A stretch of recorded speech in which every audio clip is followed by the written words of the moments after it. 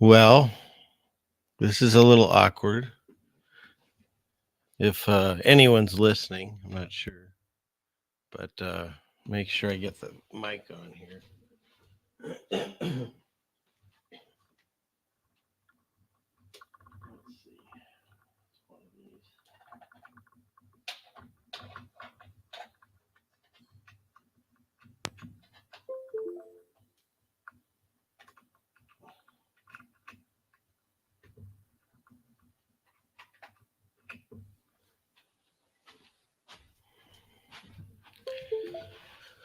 So I'm supposed to be having a premiere run, and it's not running. So I don't even know if there's anyone here watching. Says there's a couple people, I think. Um, but I thought I'd come to the studio and see if I can figure out what's going on. Okay, Rose. So I'll let the room fill in a little bit if other find it, hopefully. Oops, and that's me talking. Click that button off. Okay. So, yeah, if you saw the post, um, I came down with I don't even know what, some kind of demonic attack. I don't know. It's the worst sickness I've ever had, and it was a full week. I mean, it started on Thursday night of last week, and I barely made it through 45 minutes of last Friday's show. And by the grace of God, I had that interview for with Josh Monday, and it was ready to go. So I put that up. And so today's the first day that I'm really feeling more human than ever than in the last week, and it's fascinating to me because besides all of the wonderful things that my wife Jeannie has done for me to take care of me. I've been reading all the posts and messages of the people praying, and I really think it made a huge difference. I know it did because I started to feel better a little last night and doing way more better this morning, except for my English. And I just know that whole thing, thoughts and prayers, it's a huge thing. It really does. It does help. And so as much as I feel like I'm letting it down by not having a full show tonight, I don't have the energy to try to do this and put it all together. Um, but I just wanted to let everyone know I am feeling better, and it's because of all of the prayers um, that you all have done, and I thank you from the bottom of my heart. And so I had set up a premiere of an old video that I figured most people hadn't seen. I've done 2 interviews with Martin Lidke, so I thought that'd be fun. I threw one of those in there. But as usual, I don't know what I'm doing. And so for some reason it didn't roll. And so so I thought I'd turn this on really quick to talk to y'all so you're not left in the lurch, and then figure maybe I could run it through a StreamYard and you could have something to watch tonight. So that's what's going on.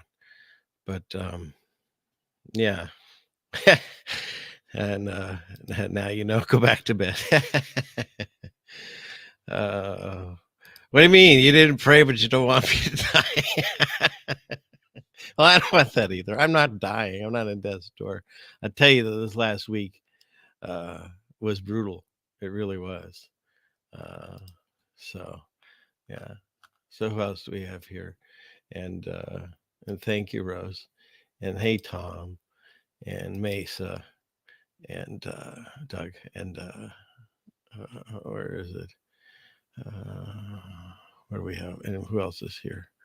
Yes, thank you, Rose. And a lot of people have been doing that, and it's working. I'm not kidding. It's working. It's amazing.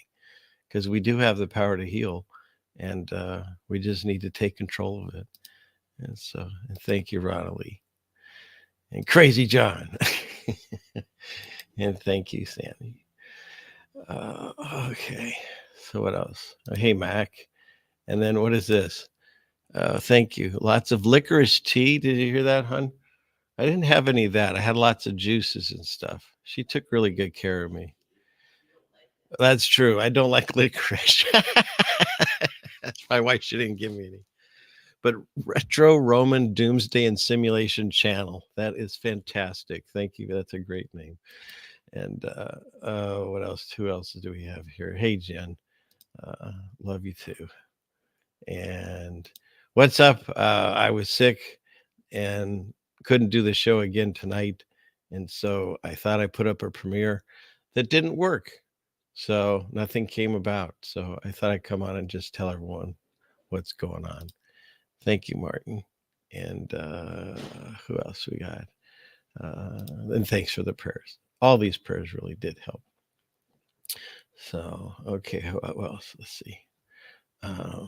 Elisa Green. Great to hear you on the. Thank you. Thank you very much. No, I'm doing way better. I have not felt this way in a week. So it just kind of mostly broke last night.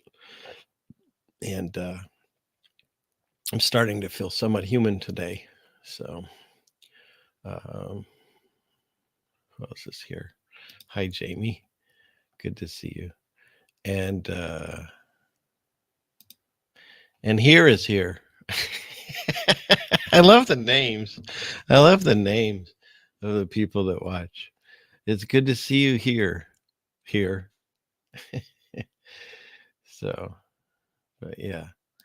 So I did. I mean, I had been saving up. I've got all kinds of tabs and all things that I could do, but I really don't have the energy tonight. It's quite a bit to play all these things and try to make the show cohesive and not sound like I'm falling asleep, and definitely is not the way I sound right now. So I think if it worked, I should go look. I would put the same show up on Rumble as a premiere, and I wonder if it's running over there. Let's see. Let me look. As long as I'm looking, let's look. Clickety click. Go over here. I don't see it. Yeah. So I guess I messed up over there too. I don't see it running there.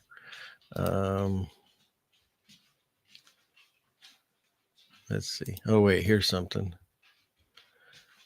Yeah, it says it's scheduled there, but I don't think it started there either. Or did it? Maybe it did. So maybe there's people over on Rumble that are watching it. But yeah, I will. I'm not sure what I'm going to do here. Oh, wait, we got more people filling in. We've got Christian Knapp, the one and the only. Hey, Rose, sorry, I'm not talking about. Oh, that's a whole other subject, but hey, Christian. So, yeah. And what do we have? Yeah, it does sort of look, it's my serious face. So, thank you, Loretta. Oh, look at this. The one and the only, the Brian Stabley. Where is Brian and Penny? That one's confusing me. And it's not Brain. Where's Brain and Penny? Okay. Oh, that's an Inspector Gadget reference. See, I'm a little slow tonight. Well, you could say I'm always a little slow, but now I get it. And Brian, since you're in here, isn't that a Mandela effect? The Inspector Gadget, he never had a mustache. He only had it in the very first episode, I think. Something like that. You know that stuff better than I do. So, but yeah, I think that's what the Inspector Gadget. And okay, so what else? What else? Yeah. But am I right on that? I know you're in the past. Isn't there some Mandela there about his mustache? And if not, you should look into that one. So, but yeah. So I really want to stay up online now and talk to you all and run my regular show. But I think what I'll do is I'll try to put on that video that I posted earlier. It's from I think it was 2 years ago. It was the first interview I did with Martin. and that's what was supposed to be running right now. Oh, thank you. Love from España, from Celini. Muchas gracias. Okay. And yeah. So where else do we have? Yeah. So I know there's 37 people here, and they probably want me to stay and do a show. But I really think I need to. I really need to. Yes, my nurse is telling me I need to say goodbye. Yeah. But here is here, Jeannie. Here is here. What is this? Explain my favorite show's plot. If you ever get bored, reach check it. One Piece. Okay, yeah, I'll look for that. Okay, I'll look for that. What does yo mean? Did you check on it, Brian? Is that a thing? Inspector Gadget and his mustache. I can look it up right now, but I think I'm getting the signals from downstairs. Yeah. Yeah, you're welcome back. And no, I know, absolutely not. And that was the thing I was afraid to tell anybody. I was sick for a week because immediately everyone's going to start saying he's got the cranny or whatever it is that we call it these days. I told somebody I think I have industrial disease, or I asked the doctor to give me the news, and he said I had a bad case of loving you. You get it? Those are both songs. Here, you get one of these. Okay. Yeah, those are bad jokes, but they come here for the bad jokes. He looks the same as always, but does he have a mustache? I don't know. You'll have to look at it. Thank you, Veronica. I know. She's the only reason I've gotten through this. I'm not even kidding. So yeah, she doesn't like hearing that either. This one says, "Mind your nurse." You're right. I don't want to relapse. I don't. So thank you. Okay. All right, Brian, I'm going to look into that whole mustache thing while you talk to Christian in a hot tub with the one-legged man. Some of Christian's best stories, they start with and end with a hot tub. So I won't disagree there. So, yes, and my body has been detoxing. It's just I've never had this long of a detox. So whatever got into me, man, it really took hold. So anyways, okay. Well, I think what I'll do now is I'll try to post this video, and if anybody wants to stick around, there'll be a live chat and stuff. But I'm not going to run a stream tonight other than that. So let's see. I think I go here. What do I do here? Share video file. So I go clickety click in here and there. I think that.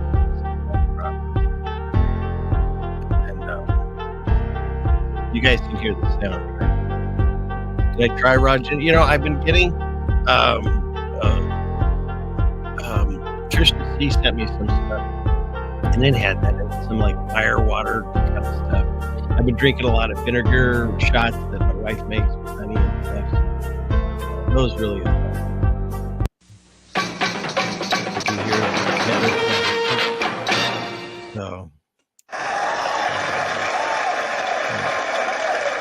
So I think, like I said, if you want to hang around, there'll be a live chat here, and I'll stay and monitor a little bit, but I can't be up here in the studio and run a show. So this show was recorded, like I said, I think it was 2 years ago, the first time I talked to Martin, and he's a fun guy to talk to. I enjoy the show, so I thought maybe this would be a fun one to. This presentation is provided to you to amuse or entertain and not to conform or inform. The content on this channel should not be used to replace professional, financial, medical, or legal advice. All footage taken and used from public sources falls because the first 10 minutes for subscribers had nothing to do with Martin. So I only start here. I've never. It was actually about all the Discord going on in the community 2 years ago, so I don't want to have to rehash that on this channel. The division. No, people saying, I wouldn't follow you. My wife's a... come on. In the link if you want to give. How am I going to do this properly? Let's see. I think it starts around here, or here, or here. Let's see. He starts around here and here. Where is he? There he is. Okay. So that's what I'm going to do. And thank you. Thank you for all the wonderful prayers and thoughts and everything that people have sent me and said to me. All of it has done so much, and I really, really, really appreciate it. So, okay, so I'm gonna put this up, and like I said, I'll play around in the chat if I can. But thank you for coming here tonight, and hopefully this will be, you know, uh, whatever. Okay. All right. Let's see. So hit play. Yeah, that's so me. We'll go like that. And I had your book. Oh, I have your book. So look. I know. This gentleman, wow. He wrote a book, and it's just fascinating. I only found out about him because of my wife, like most everything, it seems, lately. I hear this a lot. What? Everyone's wives tell him to follow you? No. People saying, oh, I wouldn't follow you. My wife's a big fan. That's funny. Well, not that I wouldn't follow. I'd never heard of you. And but she always introduces me to the new things that I end up talking about. And so anyways, I checked you out, and we bought your book. I'm embarrassed to say that I didn't even read it until just recently, and I haven't even finished it. So there you go. I'm being perfectly honest with you. Well, it takes some absorbing, doesn't it? Well, yeah, because it's like when I read the Bible, I don't just read it and keep going to the next chapter. If I can understand something, I'll reread it, or if I'm listening to it, I'll replay it. Sometimes, a dozen times or so, and then maybe open up other books to understand some of the things they're saying. And so it's the same thing with this book. It's fascinating because it talks about a lot of the old world stuff that we talk about on our shows with Jan and Steve. And fallen angels. And also the other thing that's really fascinating is right in the beginning, you go over these weapons and how they were sonic weapons and like the fascist ones and how they were using electricity. Yep. As well. And this is during World War I. So I want to get into all of that about how the things that you think as well. I'm sorry? That's a good synchronicity because I haven't even discussed that with you, but I've got some weight in there to show you. Oh, excellent. Okay. Well, so basically to my audience, so this gentleman, he's been doing it, what'd you say, at least 8 years that you've been? Yeah, well, it's when the Flat Earth Truth came out, which was in like 2015. So 7 years. Yeah. Come on, wait. So, do you want to give a little history, like as I saw on the back of your book, or the dedication to your book? I don't know if you want to mention that or not, but to Maureen and Carol. So, yeah, because you lost both, I think that year. Yeah, it was. It was relatively recent to like literally when I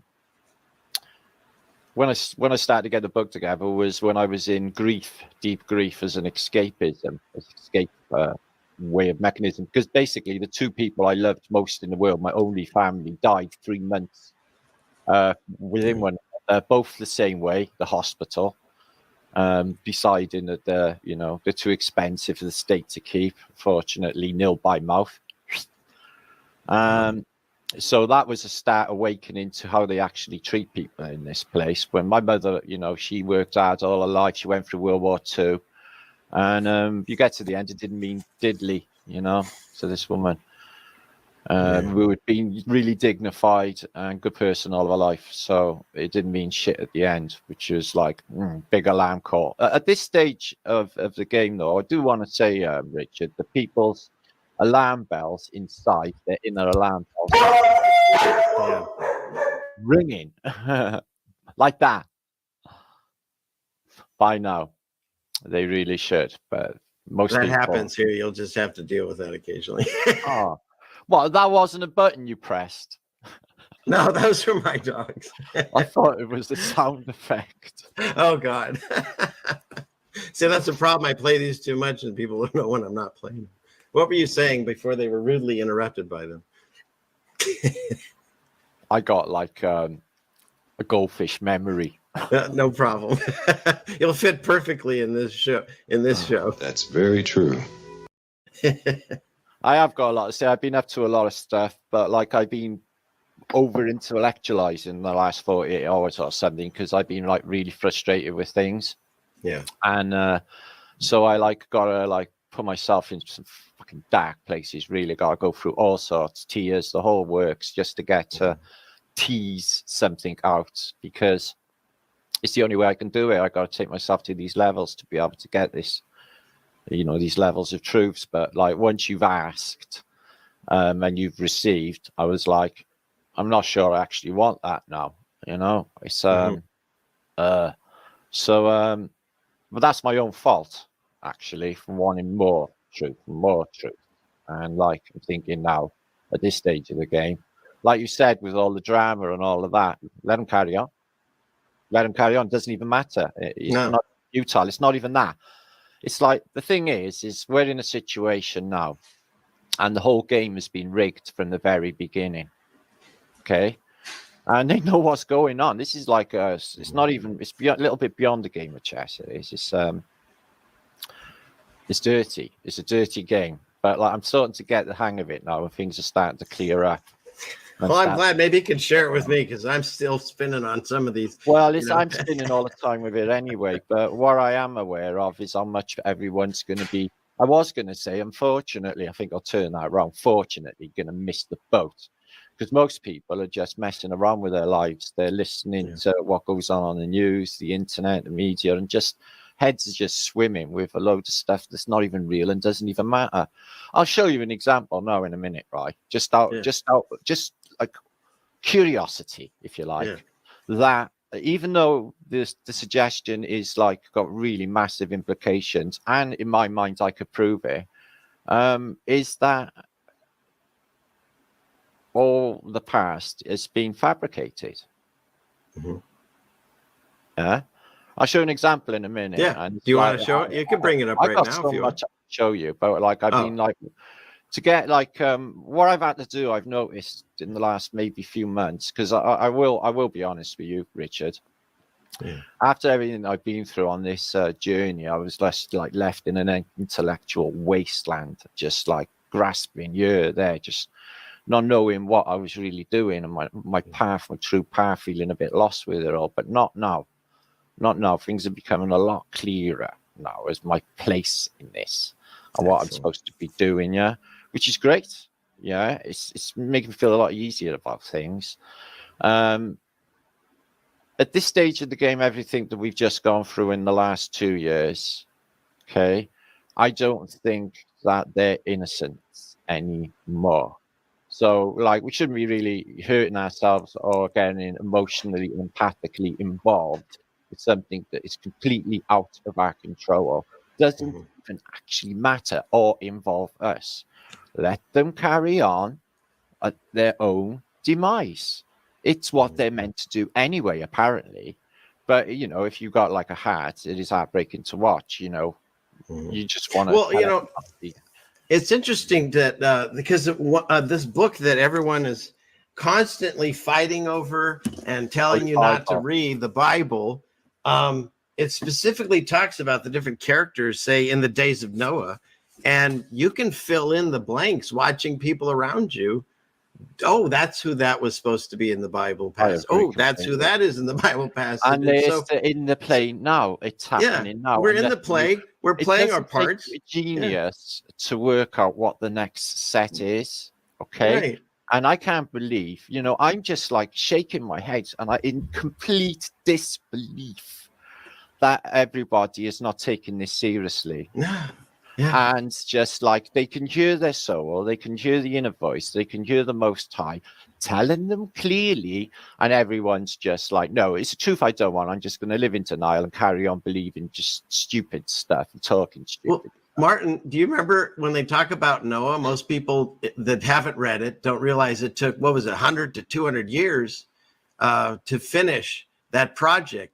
And the entire time he was saying it's going to rain from the sky and flood the earth. And they laughed at him because it's never rained before that. And this idiot's building. So the whole time he's saying this is coming, and they continue to marry and party and do all that. And now God says there's nothing new under the sun. I feel we're in a constant recycle of repeat. And here we are. and we're standing there, yelling like Noah, going, "Hey, it's about to rain! Everyone, watch out!" And they're just like, "Hey, no, we're going to worry about. Do I have a wrench in this chat?" Like, I don't. You don't have to worry about that. Let me tell you, I know in my heart you are good people, so you don't have to worry. And the good people here, they don't have to worry. The rest, yeah. When she gets her foot in the door and everyone's surprised by it, even though they knew, they're going to be scrambling and screaming like the pussies that they are. And they will deserve it. And I don't feel anything anymore, Richard. I'm just disgusted with the whole fucking thing at this stage of the game. The way everyone just takes reality and everybody else as well so whimsically, like it don't matter. Where's the love? Why? Well, am I the only one feeling anything? That's what I think to myself. I'm thinking, is everyone else feeling love the same way as I'm feeling it? Because I'm not thinking that they are, Richard. I'm not thinking that they are, especially the people who've gone with what the man have said. You know, there was a song on earlier on, Rage Against the Machine. Fuck you, I won't do what you told me. They were like totally radical, weren't they? And they played the second word stock. But they were like, yeah, except I'll wear a mask. Because they supported it all. It's just like, I know. Yeah. Rage Against the Machine, put a mask on. Unbelievable. But it's theirs, isn't it? It's their people. Like all of them are. All of them. Well, I'll tell you what. Let's drop this for maybe we'll talk about it later. Let's get on with the show and let's open some tabs and let's have some fun. I'm really excited that you're here. And then I also want to like hear more about, like, for instance, how about we start with why did you turn your camera around and when did you do it? When did you start broadcasting? Because why? Did you feel the same thing in your heart? No, I just had a clear message. And the words was this: Martin, if you miss this, you're going to regret it to the day you die. And that was it. Simple as that.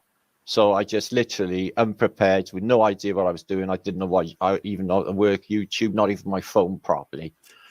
And, everybody I know, like the start of, I'm still like that. I was clumsy. My first ever vlog, I hit my glasses off. Yeah. People thought I was like a comedy genius, like hitting my glasses off of comic effect. It wasn't. I'm just clumsy. And it more typical. And so you just felt that you had information you wanted to share, because that's kind of where I started doing too. Is that I've been accumulating knowledge and for no reason, and I was wondering, like, for donkey's years, I was thinking, why am I accumulating all these books and this knowledge just for my old age, so I can sit back and go through it all? Because that sort of don't make no sense. Plus, I think that I got a calling from God, because I got told that sitting on the steps when I was 8 years old, that, you know. Wait, tell me that one. You're 8. Oh, right. Well, my family, we were on holiday in South Wales, caravan holiday, and it was a night. And we were at the fairground, Coney Island. It's like a miniature version of New York. Yeah, right. And I know my family were off doing like drinking and amusements and gone, because they were all females, party animals, and I was the only male. I was a little boy with them all. Poor me. So I just left and walked away on my own, feeling so alone. And I sat on these stairs on the coast, you know, just by the sand, watching the sea, and trying to, you know, make sense of it. Oh, what is this place? What is this? What is going on? And again, I just had that same voice that I've had a good few times in my life, telling me not to worry. You're here for something far more important than all of this. So just go with it. And like I had this, after all that happened, I had this like attitude through my teens, later years, still I guess a bit. Like I thought I was invincible because I'd heard these words and I was going to be kept, and so I just took advantage. Really, I did the stupidest, most dangerous stuff imaginable, knowing that I would just be all right. And I'm still doing dangerous stuff, but that's life. I like to be excited by life, and sitting in the chair just doesn't do it for me. Yeah. Nice. Yeah, well, let's start with, bring up, what do I have here? Thank you, Lola. And yeah, I guess I didn't say hi to everybody in the chat. Hi, everyone. There's a lot of names I recognize. It's just going by really fast. Melanie's in charge. I don't know if you get a lot of trolls, Martin. Mine are usually pretty cool. No, mine are terrified to show their face. And so if we do get a lot, so here I've got a video. I'll show you. No, I do get trolled. Last month, I got rid of nearly 2,000 trolls, and I just come out of nowhere. So it's the government, I think, because every single one of them are soccer accounts and they're all full of hate. So I just think it's them. Well, so this is what happens for my channel. So this is Melanie in the chat, and so this is me doing the show, I guess. And then see, here come the trolls. See down there, and she just whacks them away. That's the way, girl. Get him, Melanie. My wife said everybody sends me cat things now because I just got a new kitten, and it became a thing on the show that I have to like let everybody know how she's doing, because then they accuse me of she's not alive anymore. So now now it's become a thing. Get him one last time, Melanie. Make sure he stays down. Okay. And so now it's become a thing that especially Melanie and Ryan's in here, and they always ask about it. So everyone sends me cat videos now. But so you'll see Sarah later in the show. I don't want to do it too early because then they'll probably tune out. So what do we got? Okay. Boston Ray Mud Flood Adventures. Hey, Ray.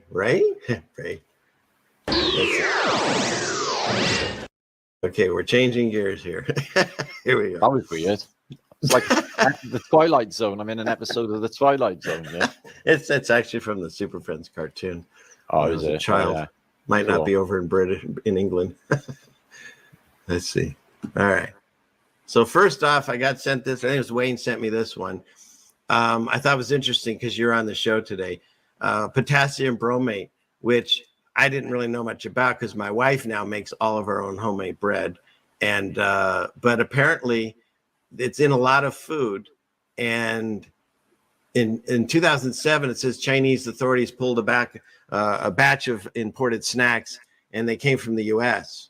And they're saying that potassium bromate is illegal in Europe, Canada, Brazil, and elsewhere because it causes cancer in rats and mice. But of course, in the United States, it's legal ever since 1914. And I just thought this interesting because, here we go again. Everyone's listening to the experts, but even the experts, depending what country you are, it's either poison or it's good for you. Thoughts on that, Martin? Or let's see. Because it's the same people that are telling you about this and what's good for you. I saw this article, and that the new booster won't even need clearance from the FDA. It's good to go. Like, you made a good one last time. I'm sure everything else you make is going to be just perfect. So go for it. So they're not even checking now. Isn't that great? And let's see. And we were talking about the days of Noah, where everyone's partying and stuff, and the flood's coming. Well, they are also messing with DNA. And whether or not these articles, they can ever do these things that they say they want to do, because there's also a passage in the Bible says that they want to do something and they don't get to succeed.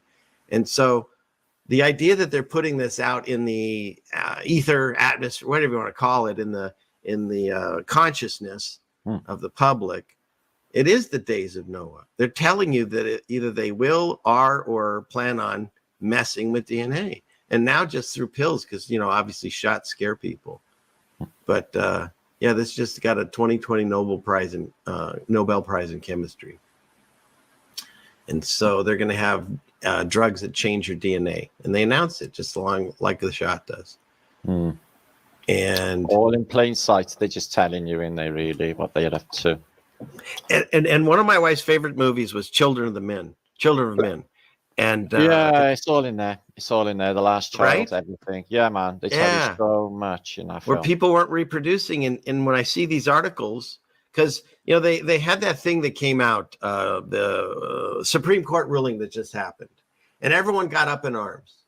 And here's the thing. Here's the issue with it. The Supreme Court was never really supposed to be involved in it.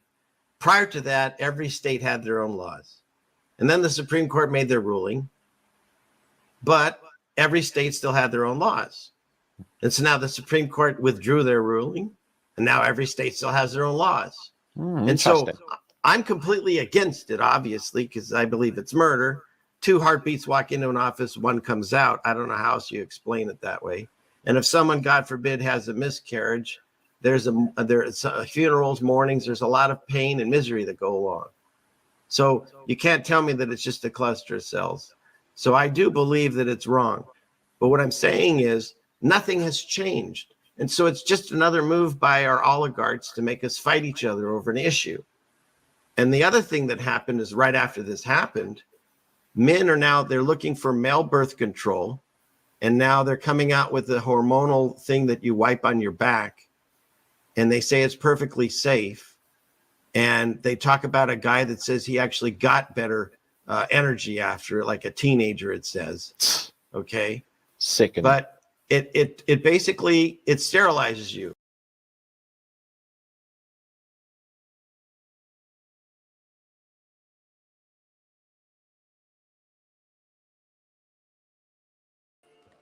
Uh-oh. Ruh-roh, Shaggy, hang on. This is what happens when you try to run a show.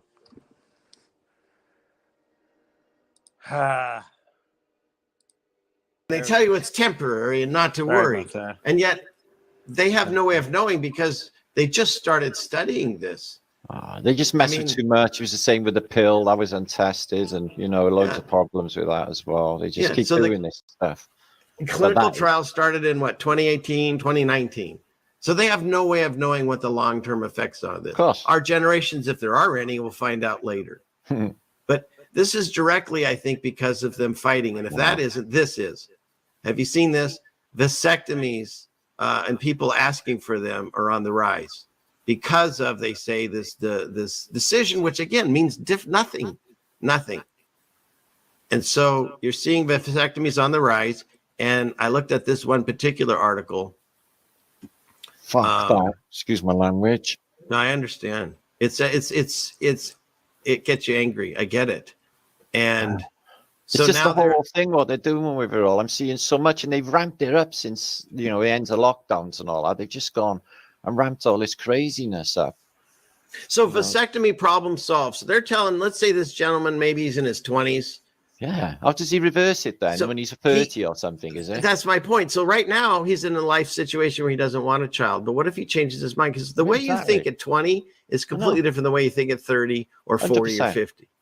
Right? Yeah. And so he makes this life-changing decision. He'll never have children. And how do they say it? Vasectomies solve not having abortions rather than abstinence. Because you sound crazy if you preach abstinence. But vasectomy, so you can have as much unprotected really sex. Wrong to me, like abortion, like all of it. It all feels really wrong. Yeah. We should be messing with just natural birth cycles anyway.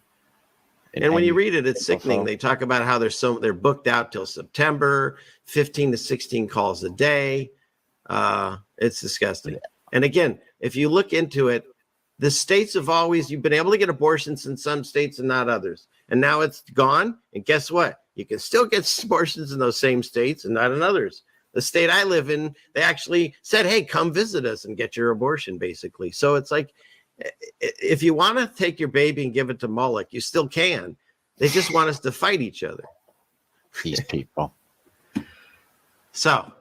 It's totally innocent. I know that the babies that go through that. I haven't even done anything. No chance. Yeah. Dare they? All right. What's next? See, that's how little they regard us, that they do stuff like that, even to our unborn, how little they regard us. The whole state, how little they regard humanity, that they would allow something like that to even exist.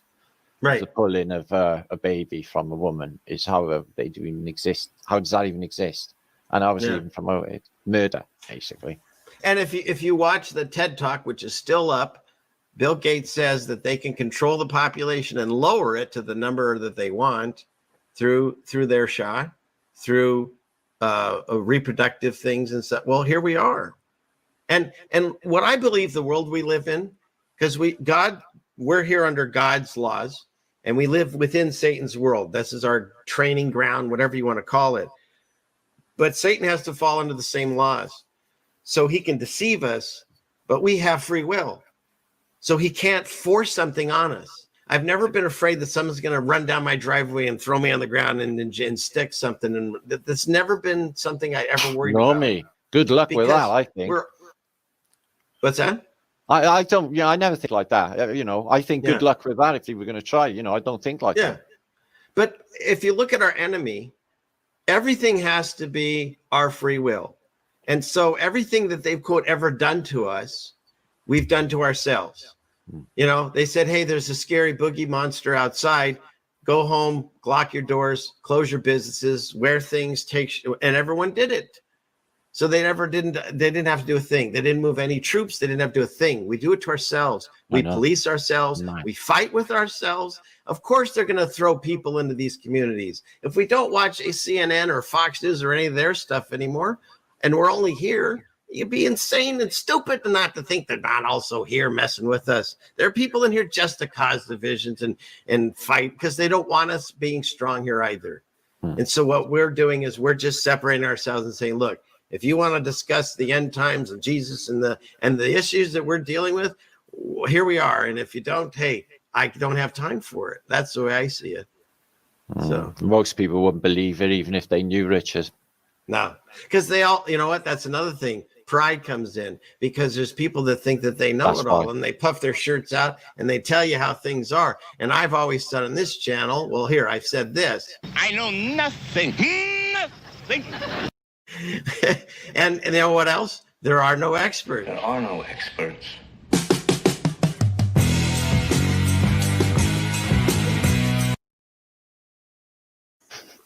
So there. I had no idea. I talked to you one time, a long time ago. I think it was with Dave Trinity. We were doing a show. Oh, yeah. Dave's a mate. Yeah. And so that's really the last time I talked to you. And then imagine my surprise. I had no idea you're watching. And I watch a show. Sure. My wife's got it on, and they were talking, and I think it was Jen actually was on that show. And she mentioned me, and you said, and I wanted to ask you about this. You said I'm your guilty pleasure, which I think is hilarious. It made me happy that you watch me, but in America, that means it's something you can't tell other people you watch. Is that what you meant? No, it's just you're humble and you're not doing the ego thing, which I find tiring on YouTube. You know, because you project, people project themselves. I think they overly do it. I've been guilty of it myself in the past, but when you know the truth, it's just very, very foolish to be able to even do it if you wanted to. It really is. Yeah. Thank you. That's really sweet. Well, if I decided tomorrow, if God said, all right, turn it off, do something else, it's off. That's the thing. I'm not here about the money and subscribers. You might be needed for something else. Maybe, you know, but you never know. Yeah. Nothing's ever how you think it is. I'm finding that out. And that's another thing that I really try to hammer home to my audience is that I could be gone tomorrow, and all these other content creators you watch could be gone tomorrow. What have you done in your life to change your situation? Because if you're the same situation you were, say, a year ago watching all of this, well, then you better get on it because time's running short. At least in my mind, that's where I feel we're in. Yeah, exactly that. Everyone's just messing about when they just really should be getting it together right now. As whatever's left of the real consciousness collective, they really should be drawing strength and uniting at this stage. It is vital, and they're just not doing it, and it's just they're not getting it, and it's really frustrating to see. You know, it's like it's like a love block. I don't even know what it is. Are we all still under some sort of hypnosis? All of us, even me and you. You know, to go that deep, because we have had vaccinations in the past. I have when I was in school. How do we know what they did? Oh my God, you got to see this. I don't know if you saw this on where is that sheet? I found because I was helping clean out my parents' house last year or so. And I found my vaccination records. No way. Yes. Check it out. I can show you what I got. And I said to my mom, I asked her this question. I go, would you ever let them just inject me as a baby with anything and not know what it was? And she said, oh God, no, absolutely. And I said, okay. So don't get upset when I show you this. Because it says on here, let's see if it'll focus. Hang on. I got DBT, polio, smallpox, and look at number 4. Others. Lovely. So who knows what's in that cocktail? Isn't that great? I said, don't be mad, Mom. You just didn't read the fine print. In some cases, they didn't ask the parents. We were just taken out of class and just put in a queue in the hall. And then, with polio, we had the sugar cube, didn't we? Oh, wow. Yeah, you're right. Remember that little pink sugar cube? Yeah. So kids are only too happy to eat a sugar cube. So, what they used to do in our school when I was a kid. We would, of course, we had to pay homage to the United States corporation. So you had to pledge your allegiance. The thing God says don't ever do, you're pledging your allegiance to a cloth in these colors. Isn't that wild? And so they teach you that you live on this ball, pray to this flag, and then what do? Every Friday morning, they give us a cup of fluoride and make us swish it for 20 minutes or 10 minutes, whatever it was. It seemed like a lifetime. Every Friday. They never told my parents they were. And then if they did find out, it's like, oh, well, they're helping their teeth. Well, it messed up some of my teeth, Yeah, right. Like, yeah. Anything they tell you is helping you, I'd be very questionable. It's very questionable. Right? Well, that's the thing, though. Everything's reverse with them, isn't it? Especially we're in the backwards world. We're in Satan's world. And if you look into fluoride, it was a byproduct of, I think was the aluminum processing plants and stuff. And so then they repackaged it. And they tell you 4 out of 5 dentists think it's a good thing. Well, who are these dentists? I don't think I had smallpox. I can't remember having that. But I was in a store today, and there was a little girl with her mother, and she was covered in chicken pox. So her mother didn't keep her in. She's just going out spreading it everywhere. With monkeypox thing going on. Well, the chicken pox, that's what they used to do when I was growing up. If someone had chicken pox, you put the other kids next to it and get it all over with. Chicken pox party, yeah. Well, we'll definitely cover some of that. Here, let's go back into this. Let's see. Clickety click. Okay, go here. So this I found interesting. Of all the things that science wants to tell me, and whether or not I believe what they say or not, this one I found interesting because supposedly in China, they found out that mosquitoes like to go after people that have been bitten with these other diseases. Okay, fine. But somewhere in here it says they found here vitamin A. It seems that if you're deficient in vitamin A, they target you more. And they proved it by having a guy and different people put arms around with mosquitoes. And so if you feel that you're being eaten alive this summer, I say pray on it, of course, but also get some vitamin A possibly. That's interesting. When I was in the Czech Republic last month, my mate was eaten alive by mosquitoes, and I had like hardly any. But I thought it was something to do with alcohol because he drunk and I don't much. I'm sure anything that you put into your body is going to affect your pheromone smell or whatever that the other world works off of, because insects and animals and stuff obviously work on a way different level than they would just get very, very high and fly into the wall and stuff. They was bad my blood. Wait, where?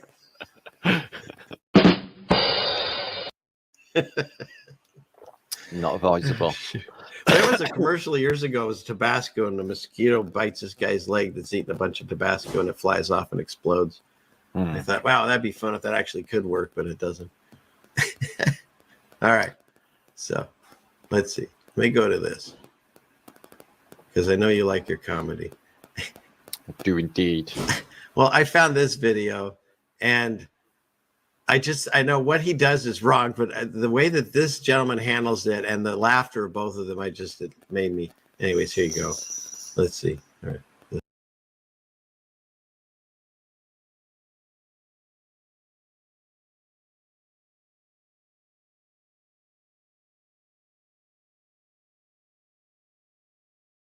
Hilarious to me that he did that to him. There's no harm in that.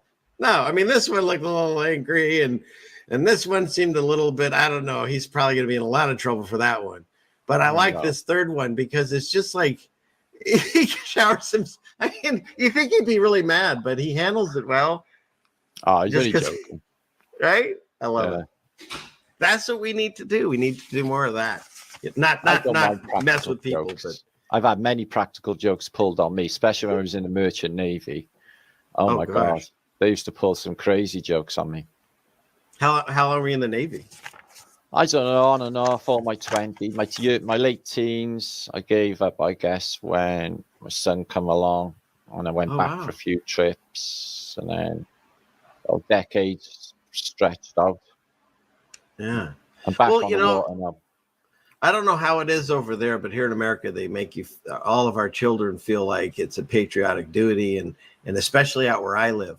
And four of my boys all joined the military, and so Wow. now that I've woken up, it's sad because I realize that our real children fight these wars, and the wars are just bankers fighting each other or moving money around the world. Let me show you. Let me share some screen, right? Yeah, now, go ahead. I don't know whether your subs know, but history is my thing. Yeah, please. And easy one to pull apart is the narrative for D-Day. D-Day. Now, we've all seen the film Saving Private Ryan, haven't we? We all hear the narratives for Omaha Beach, the hell of Omaha Beach. Is it real? Any of it? Okay. Any of that story actually really happened? You know, the biggest armada in human history, D-Day. Well, they say that there was a million plus Americans living in the south coast of Britain on the build-up to D-Day, right? They say in the narrative it was the biggest secret ever kept, right? Because there wasn't any German spies in Britain with 1 million troops in preparations for D-Day. They kept it that quiet where they were landing, that the Germans thought they were going to land in Calais, put all their forces there, apparently, leaving it all wide open. So I'm not buying any of that, but if you go through the photographs, something becomes glaring obvious that we are looking at an actual movie set. And here's I why. can't wait. Okay. Because I know we've covered, if you've watched Jen and Steve and I and Chapu, we've covered the Civil War pictures. Yeah, same. All look fake. There's no actual battles going on. And even the World War Ones are starting to look that way. It's interesting. They are. And I've got some books that are from the First World War in my room. Like they go from 1914 to 17, big, thick books. And they are so heavily censored of information. You know, they just censored everything that happened because it's just a narrative. Did you want to bring up what you're going to share? Yeah, sure. Okay. I'm ready. Okie day. So on D-Day, right, there was only one official photographer, Robert Capa, and he took these few photographs on Omaha Beach, right? Now, there's a few things you should be aware of when looking at Philip Capa's couple of photographs. Firstly, when he got back after D-Day landing, he gave all of the photograph of the most important invasion in human history to his understudy, who ruined all of the photographs for the most important invasion in human history in the dark. So there's only a handful, and this is one of them.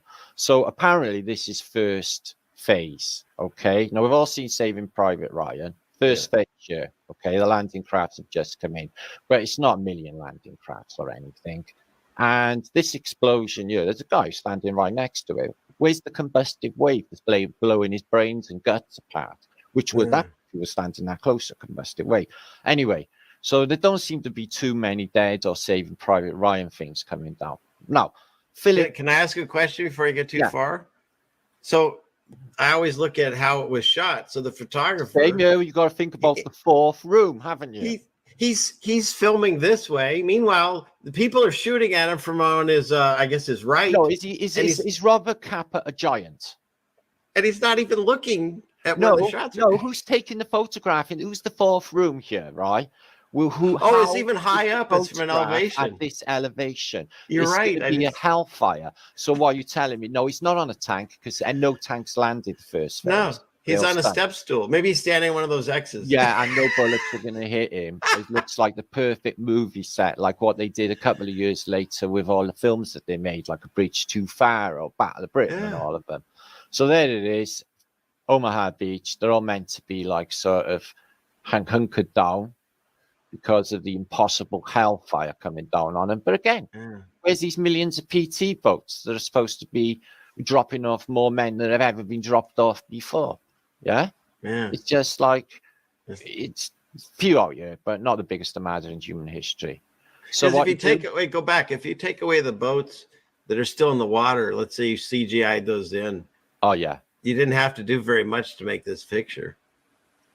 I was thinking a lot about all of these, like there was an invasion in Dunkirk, the British attempted, fail. Operation Market Garden, a bridge too far, fail.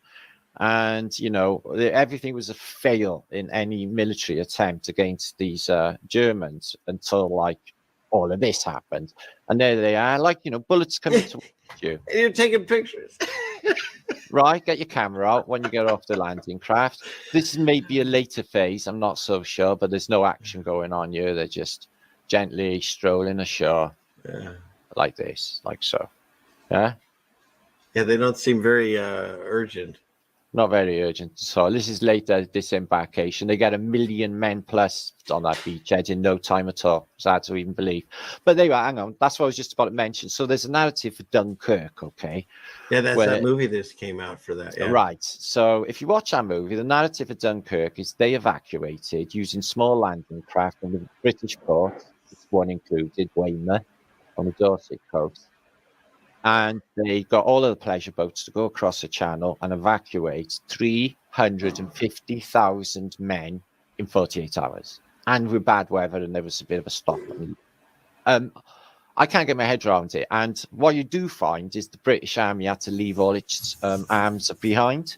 But all the stuff they left behind was all surplus from the First World War. They didn't need it anymore, which screams that was set up again. And Adolf Hitler had entire panzer regiments only miles away, but he said, no, stop the panzer regiments. We need to do overalls, change oil, everything, and prepare for the next event. And they're like, but the British are there on the beaches. Can't we just kill them all now and win the war? And you wouldn't have any of it. Makes no sense at all. Telling me that it's bullshit. And the build-up, 1 million men. Now, said they'd done an operation where they used things like inflatable tanks called funnies. And and they did these little tricks, they said, for overhead observation. So I've actually seen some of the videos on YouTube. You can find like tanks that are balloons, and then there was also that plane last year. As well. So they said that they fooled the entire German high command into none of this stuff is really happening. It's foolish. I can't believe Germans were absolutely everywhere, and they're spies, and they never knew a thing. And they never intercepted a message. Nothing slipped. Nobody, even in these military high command things, they got double agents on the German side because of their German ancestry and stuff. See these cables on the sides of this PT boat, this landing craft. Do you know what they're for? No. They block it from radar. Seriously? Oh, it doesn't ping off of the metal. I see. Electromagnetic blockers. So they have a charge going around the entire ship as well. This is that ties into that part of your book about fascists. So if anybody doesn't know what we're talking about, first of all, get his book, and second of all, it's tell him what the fascist is, because I found it fascinating. He said this thing: they would have these we were told is a bunch of sticks tied together. And Martin's like, now why in the hell would you take that into a war? Carry a whole bunch of sticks unless it's not that, and it's a weapon. They do say it kills people. The lictors use it to chop people's heads off with the Labris axis in the end, but it's a big heavy thing. It wouldn't even work, and it looks stupid to even suggest it. So I proposed that these were copper rods bound to give it an electromagnetic charge, and then it was a weapon that caused, which would go along with what you just showed there, that they're using that to use it against the sound waves or whatever. Yeah, exactly the point. That is it. It's fantastic. That is it. So they never got a word of it, the German high command, that they had 1 million Americans getting ready to come over and ruin their party. Nobody could see 1 million people on the beach. Makes no sense, does it? And Dunkirk makes no sense. So I've been looking, my last post, I'm going to this, I'm hoping, well, actually, I think I'll make this one happen. Flat Earth Final Cut. I'm supposed to be like on stage in Croatia, birthplace of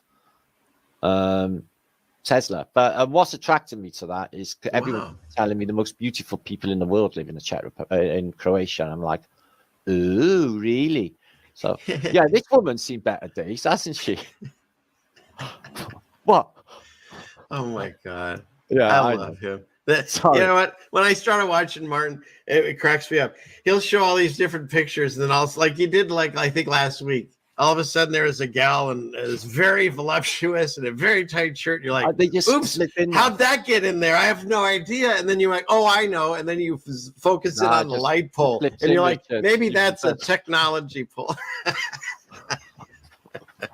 Love it.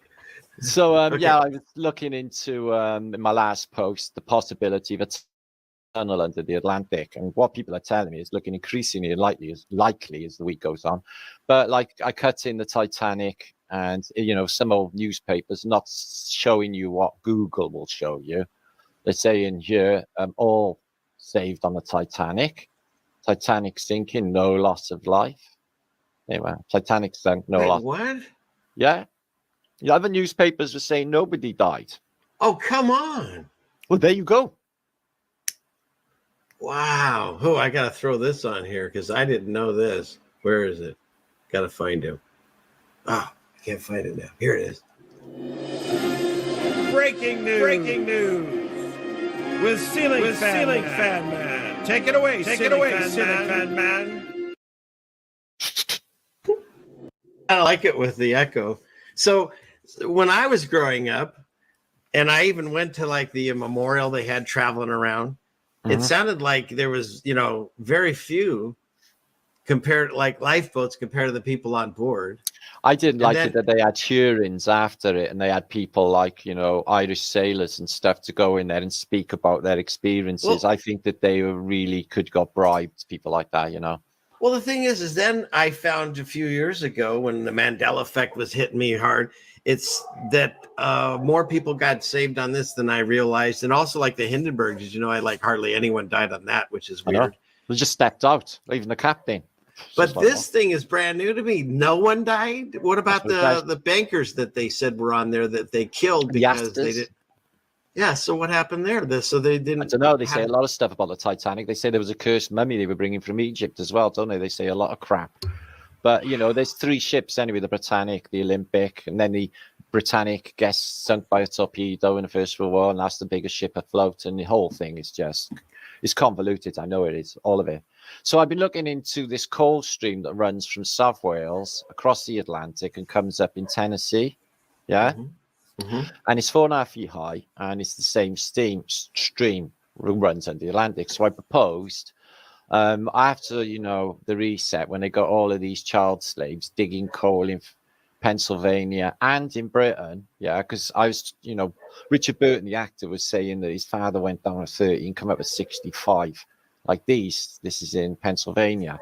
So what if then when they were sending them down, the coal barons were profiting by the coal that they didn't really need at all because they had free energy to actually get them to dig their way through to Europe and vice versa. And or even I noticed that my city had a coal fire up until the Second World War, where the city was completely covered in smog. And there's one going on in Australia, they're never out. And there's the film Silent Hill, where they tell you about coal fires. What if they were burning the coal out as well to get this tunnel through? And it's the same face, and it goes right in the Atlantic. And I think it's feasible. And I think in the ancient world, they may have done it.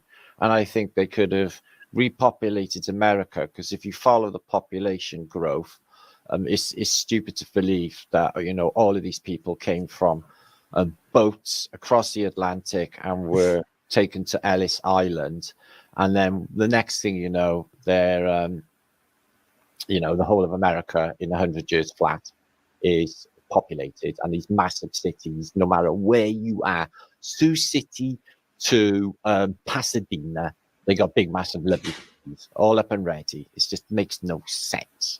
Yeah.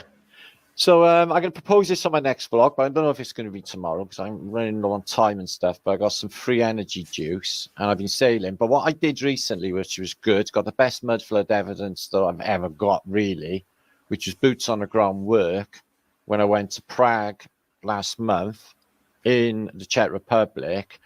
And basically, this station is just the most unbelievable Phoenician statue station ever, right? They've even got Batman on there, which is Count Dracula. It's places like Transylvania. Wow. So I went and went into the opera house and stuff. But hang on a minute, where is it? And this is all of the Ukrainians. Now, they're taking all of that very seriously in the Czech Republic. The Polish have been told to collect You know, the food synchronicities of could you click on that snake picture there real quick? Which one? This one? Yeah.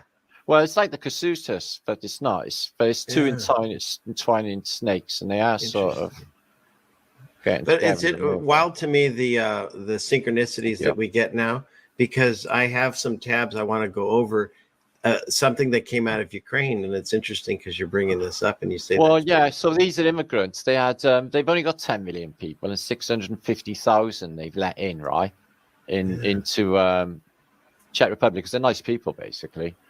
And excuse the volume. Let me get down by here, right? So we're looking at this main station in Prague, and they're doing building on it. So thanks to the builders, they show us this.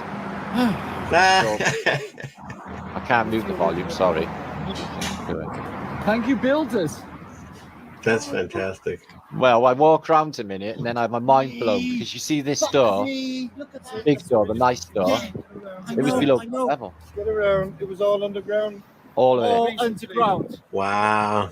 I know. Fuck me. And when they were doing the restoration, they cleaned it all up and made it visible. Look, the copper dams. Look. So there's the street up there, and they just made all of this good, because they're doing, what you find interesting is they're restoring the whole station back to its original Phoenician look, and they're making a big effort to do it as well, you know, with these statues and that. But, you know, exposed 30 foot down, below ground level, and that was all below ground level, and they've cleaned it all up.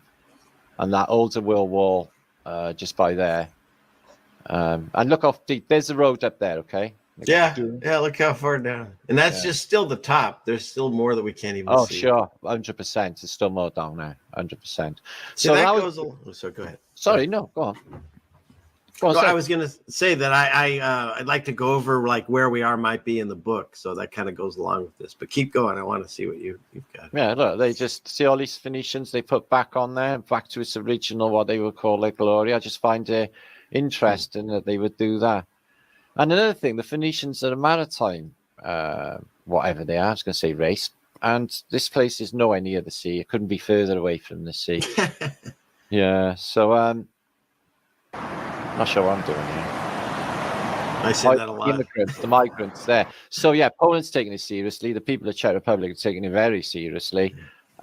Finland and Sweden are taking it seriously as well. And now, as you know, in the last day or so, the UN are in on it. And if the peacekeepers go, or anyone dressed in blue go, or there's a reason they're called peacekeepers, because everybody gets killed. We've all seen Fanscape. We know what goes on with the peacekeepers. Okay, where is he? Hang on. Yeah. I'm fascinated. I wasn't fast enough on my buttons. That's very true. What's that from? The Persuaders or something like that, is it? Oh no, there was a TV show in America called Brady Bunch. Oh yeah, I remember that. The Brady Bunch. That's the dad. Was it Mike? Yeah, they were weird, weren't they? I know, right? But the Partridge Family. Remember the Partridge Family? Yes, I remember that too. And that was the whole thing. That little redhead kid had a weird relationship with that older handler, but let's not even go into that here. I can't remember her name now. Shirley Jones. Yeah. Well, yeah. And then where'd that come from? Huh. Isn't that wild? And that's why it's funny when they say, "Oh, you believe in things are changing. You just have a bad memory." No, I can tell you the phone numbers, like friends of mine from. Same. Can you remember the phone number of the first house or the first landline or the first house you lived in? Can you still remember? Yeah. Yeah. And a lot of my friends too. Yeah. Yeah. Same. Yeah. That's weird. Well, see, that's the thing.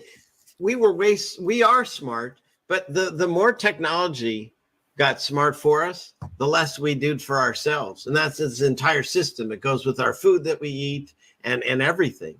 And so we go around proudly and say, look what we can do. No, we can't do shit.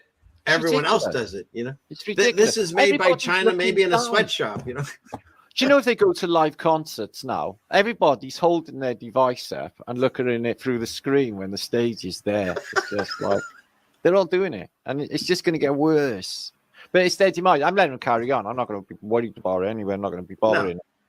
Yeah. But that's the thing. When you actually get the Holy Spirit in you, it all goes away. The worry of this world goes away. Not to say that we're not dealing with things that cause us strife in our lives, but it's how we handle it. And like I've said before, I just learned this teaching. And if there's something in your life that God lets obstacles go into your life, because if you don't train a muscle, it doesn't get stronger. It's just like going to the gym. It's the same thing. If you don't test your faith and to see if you can get through obstacles with the help of God, you'll never grow it.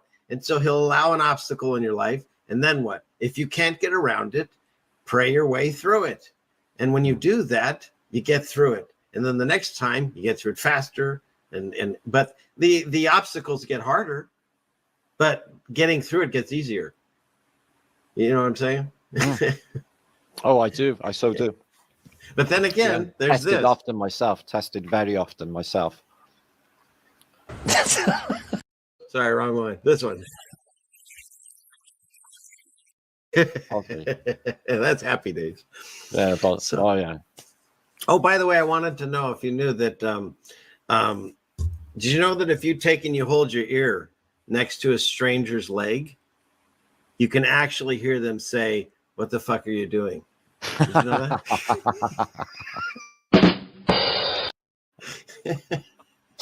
Oh yeah.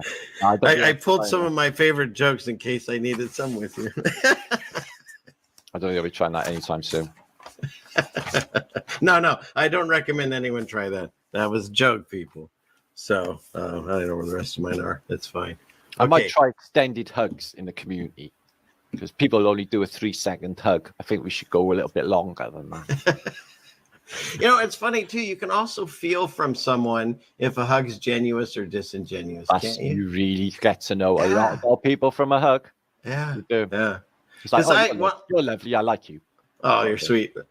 We're having a man crush on each other.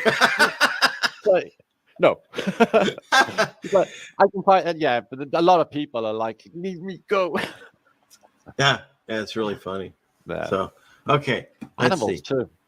Yes, definitely. They definitely work on a different animals. I get like my daily dose of my lovely bunny rabbit every day, which is like it's proper gangster rabbit. Actually, she's lovely. She's a gangster. Well, if anyone thinks like, it's not very masculine to have a bunny rabbit, tell 50 Cent that, because he had bunny rabbits and he'd been shot about 100 times and he's still kicking. So just saying. That's very true. It is true. Thank you for that, mister. He's good, him. He's really on cue. There's Jen in chat here, I've just noticed. Hey, Jen. Is she late? Because if she got late, I have something for her too. I don't feel dirty. I know, it's so transparent and anything. All of it is at this stage of the game anyway.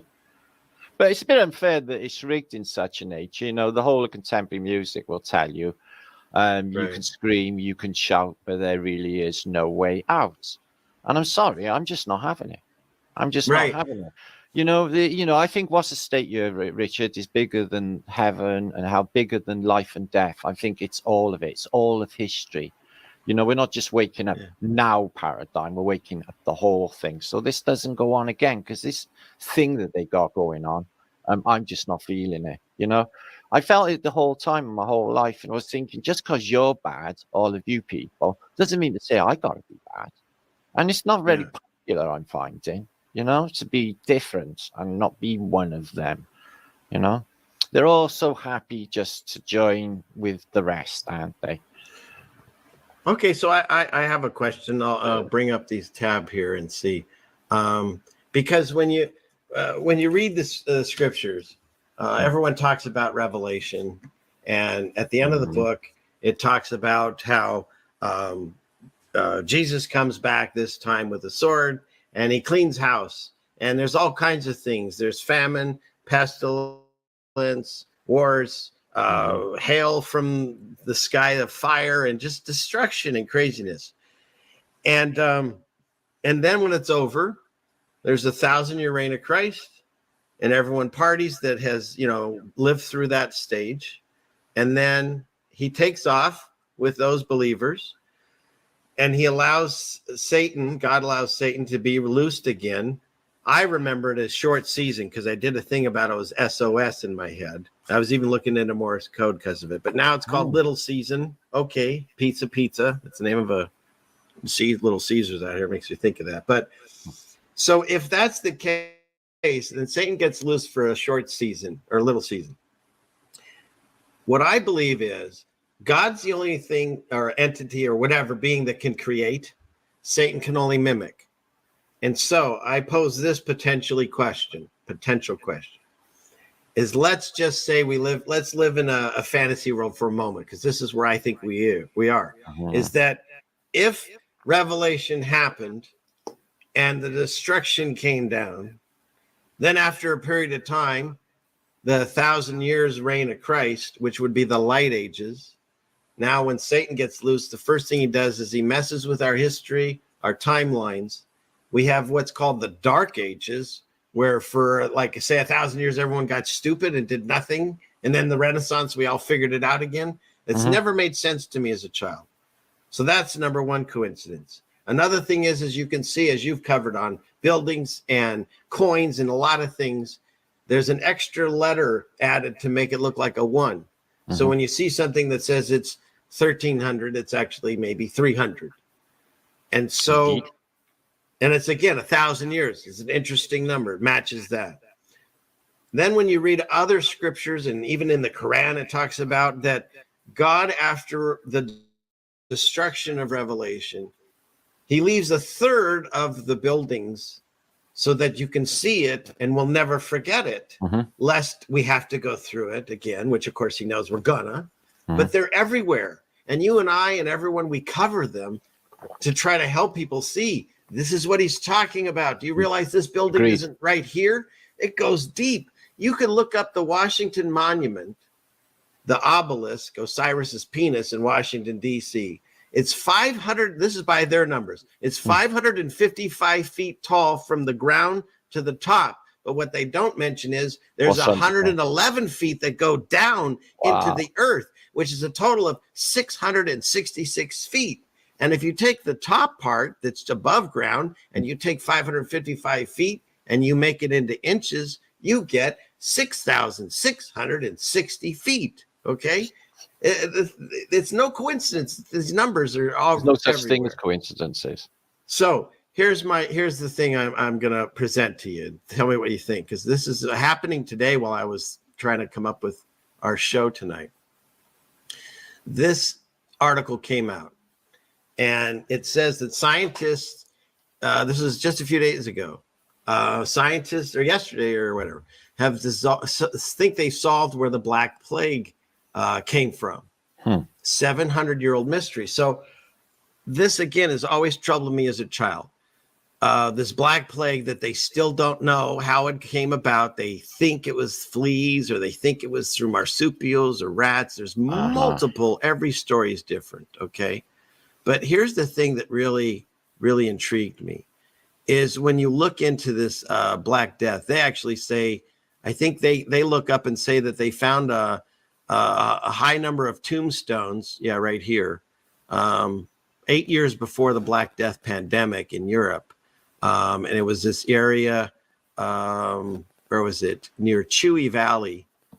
It's near, I think, Kazakhstan or something, because I don't understand how to say that. But in any case, they said on these tombstones that the cause of death was Matana, which is the Syriac word for pestilence. Okay. So now they say that because of this, they can think that that's where it started. But the thing that intrigued me is this. When you look up this Black Death pandemic, wait, I had a picture here too. Hold on a second. Let me grab that. Let me stop this for a second. Grab this. No, I never bought fleas on rats either. That's right? Convoluted. Okay, let me bring that picture up too, because I want to be able to show both. Okay, go back here, clickety click. Share screen. There and there and there. Okay, where were we? I think we were here. Okay, so they show you the Black Death, and my wife. Whoops, not that. Where is it? Ooh. Oh yeah, is that cool? I like that picture. Bye, fresh. Let's see, where is it? Where'd it go? Oh, it's not here. Dang it. Okay. Where did I put that? Hold on, people. Talk amongst yourselves. Why isn't it there? It's gone. Still alive, Gene Wilder? I think he is alive, isn't he? Who's alive? Oh, Gene Wilder, or did he die? No, Gene Wilder and that other gentleman. What was his name? Marty Feldman. They're both gone. Oh, I liked Marty Feldman. I know, right? Yeah. Okay, where is it? Hang on. Okay, there it is. I found it. All right. Let's go back here. Screen share. Clickety click. Could up. Okay. So, bring this over here. So they show you, go out. They say that this is like how it traveled around, this Black Death. Mm-hmm. And the thing that what really interested me, because not only is it always around this area, we always seem to be fighting and doing stuff around this area, but the Black Death, it says that it happened between 1346 to 1353. So if you go by that thing that we're talking about and you take 1,000 years off of that, well, now after Jesus was crucified, it's only like 300 years when this happened. And why do I say it could be Armageddon happened?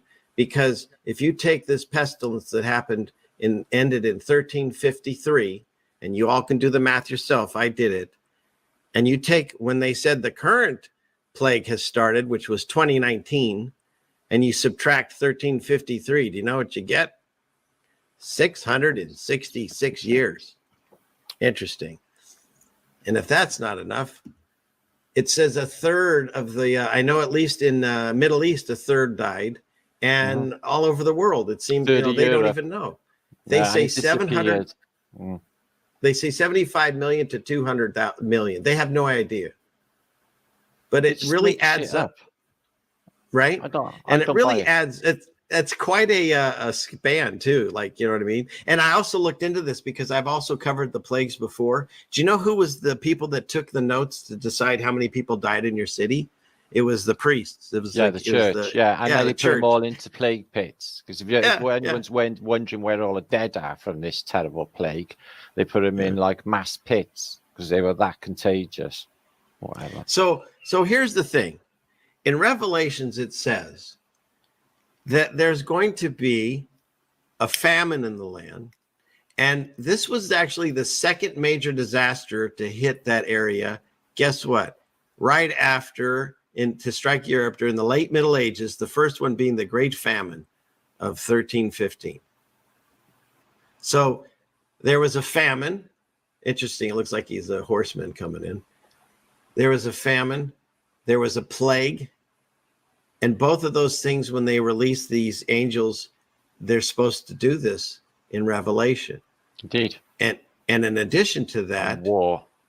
If you go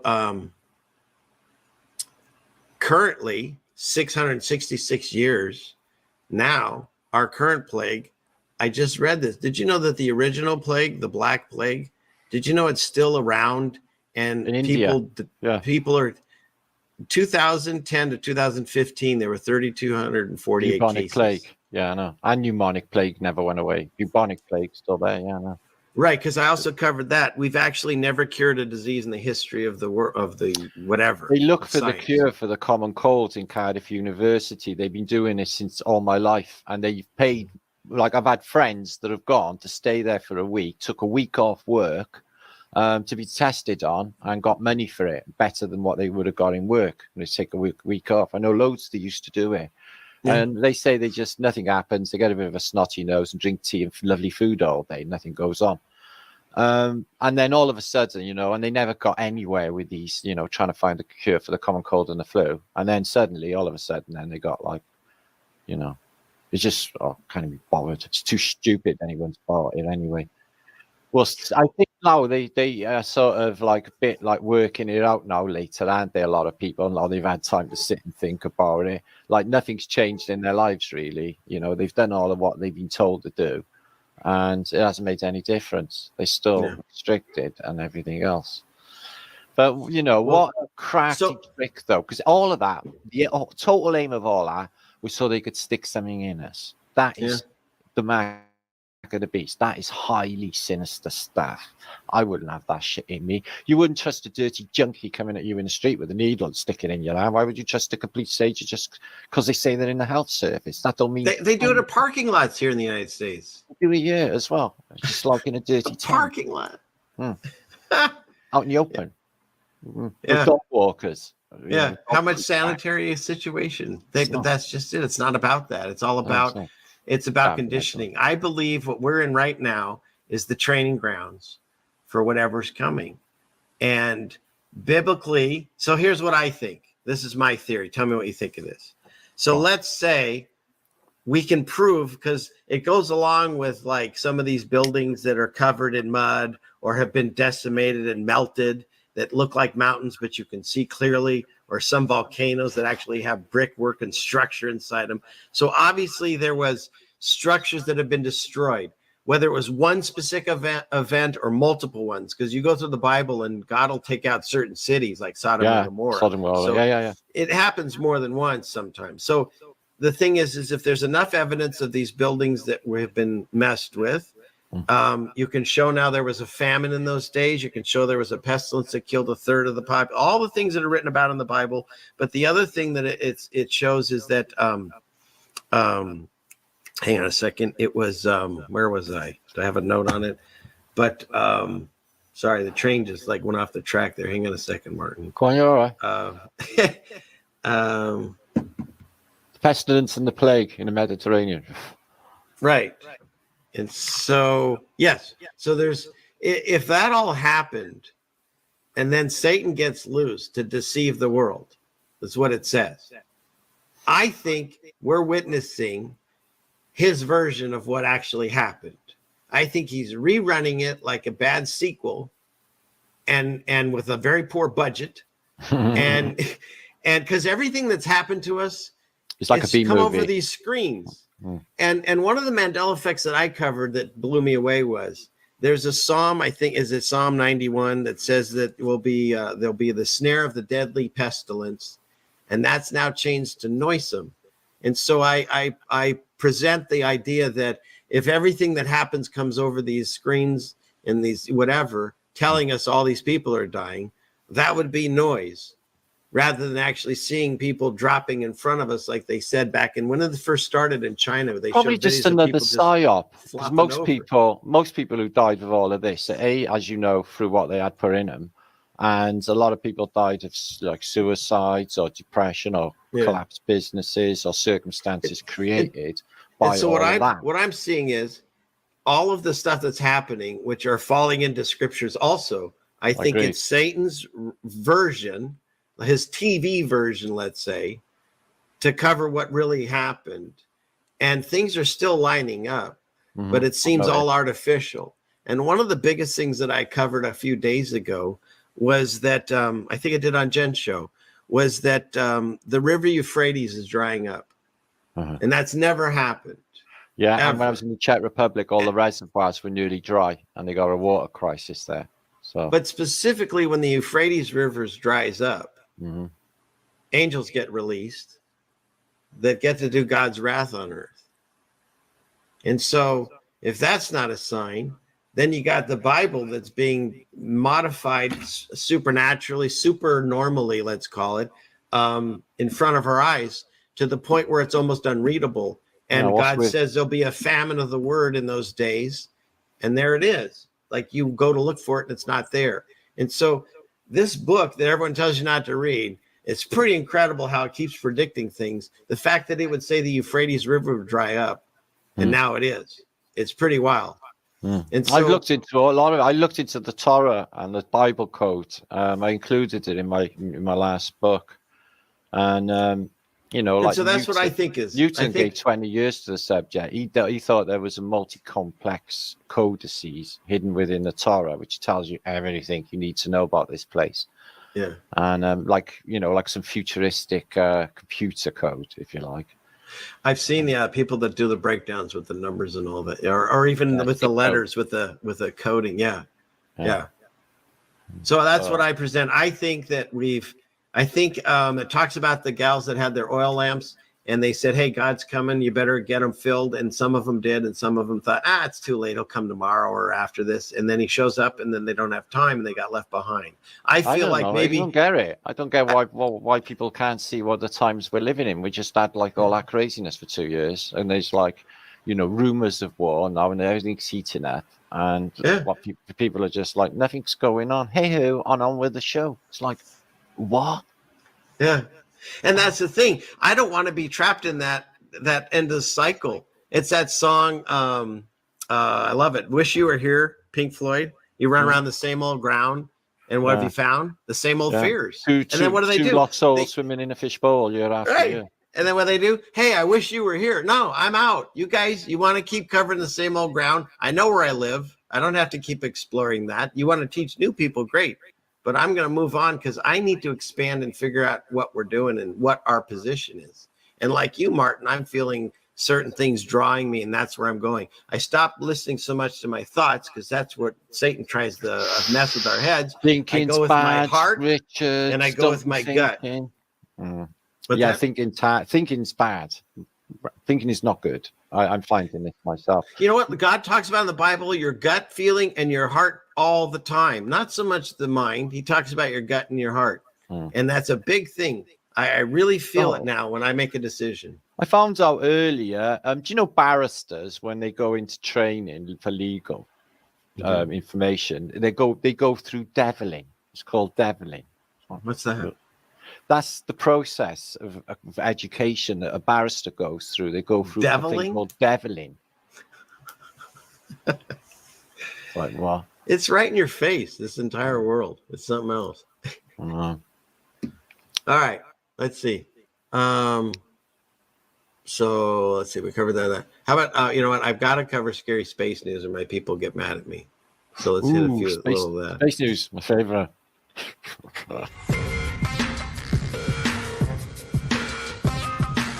This week in scary space news.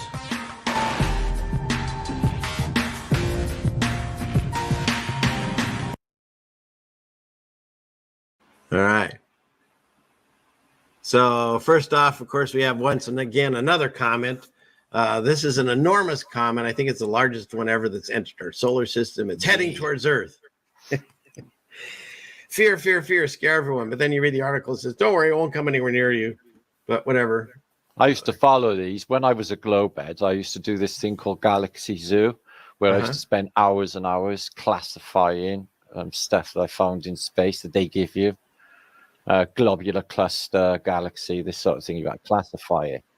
And they give you like these things come through all the time according to that. And you classify lunar distances, LDs. Yeah. It's just all of it was obviously just made up. I know. I used to be fascinated with these pictures like this or the Hubble telescope. Well, that could be just a crack or in the firmament showing a light through. Well, it's not even that. If you read it, it says in this combination image, a stock illustration depicts a. Well, they started out when I first looked into comets 7 years ago. The wiki and all the rest said that they were like ice particles spreading over 1 million miles. When they go past the sun, it evaporates the ice ball. But if you look on Wikipedia now I've been on about them saying that they're plasma discharge things. They say they're plasma balls, and now they don't say that they're made of ice at all, and they don't say that they're ice particles at all. So they completely changed it. Just gonna, hey ho, I forgot about that. Let's just go on with that then. I'm like, no, you said it was a dirty snowball. Not anymore. Well, part of my awakening, why I'm ceiling fan, my icon is the Mariner 9 was. When I found out that satellites are only just cartoons, there's actually no pictures of them in space. And so on Mariner 9, it actually was touring Mars. And again, growing up when I was a child, my entire life, I thought they never could prove that there was water on Mars. But now when you look at the history, they found it in the 70s with the Mariner 9. I remember when they went to they sent this craft to Venus, and they said like that they showed you on the telly that it was going through the atmosphere, and then they showed you this last shot of this cracked floor before it incinerated. But I was pure, like, at that age, even in school, I knew about like temperatures of planet surfaces and stuff. And I was like, Right. what? They're saying they landed a craft on Venus.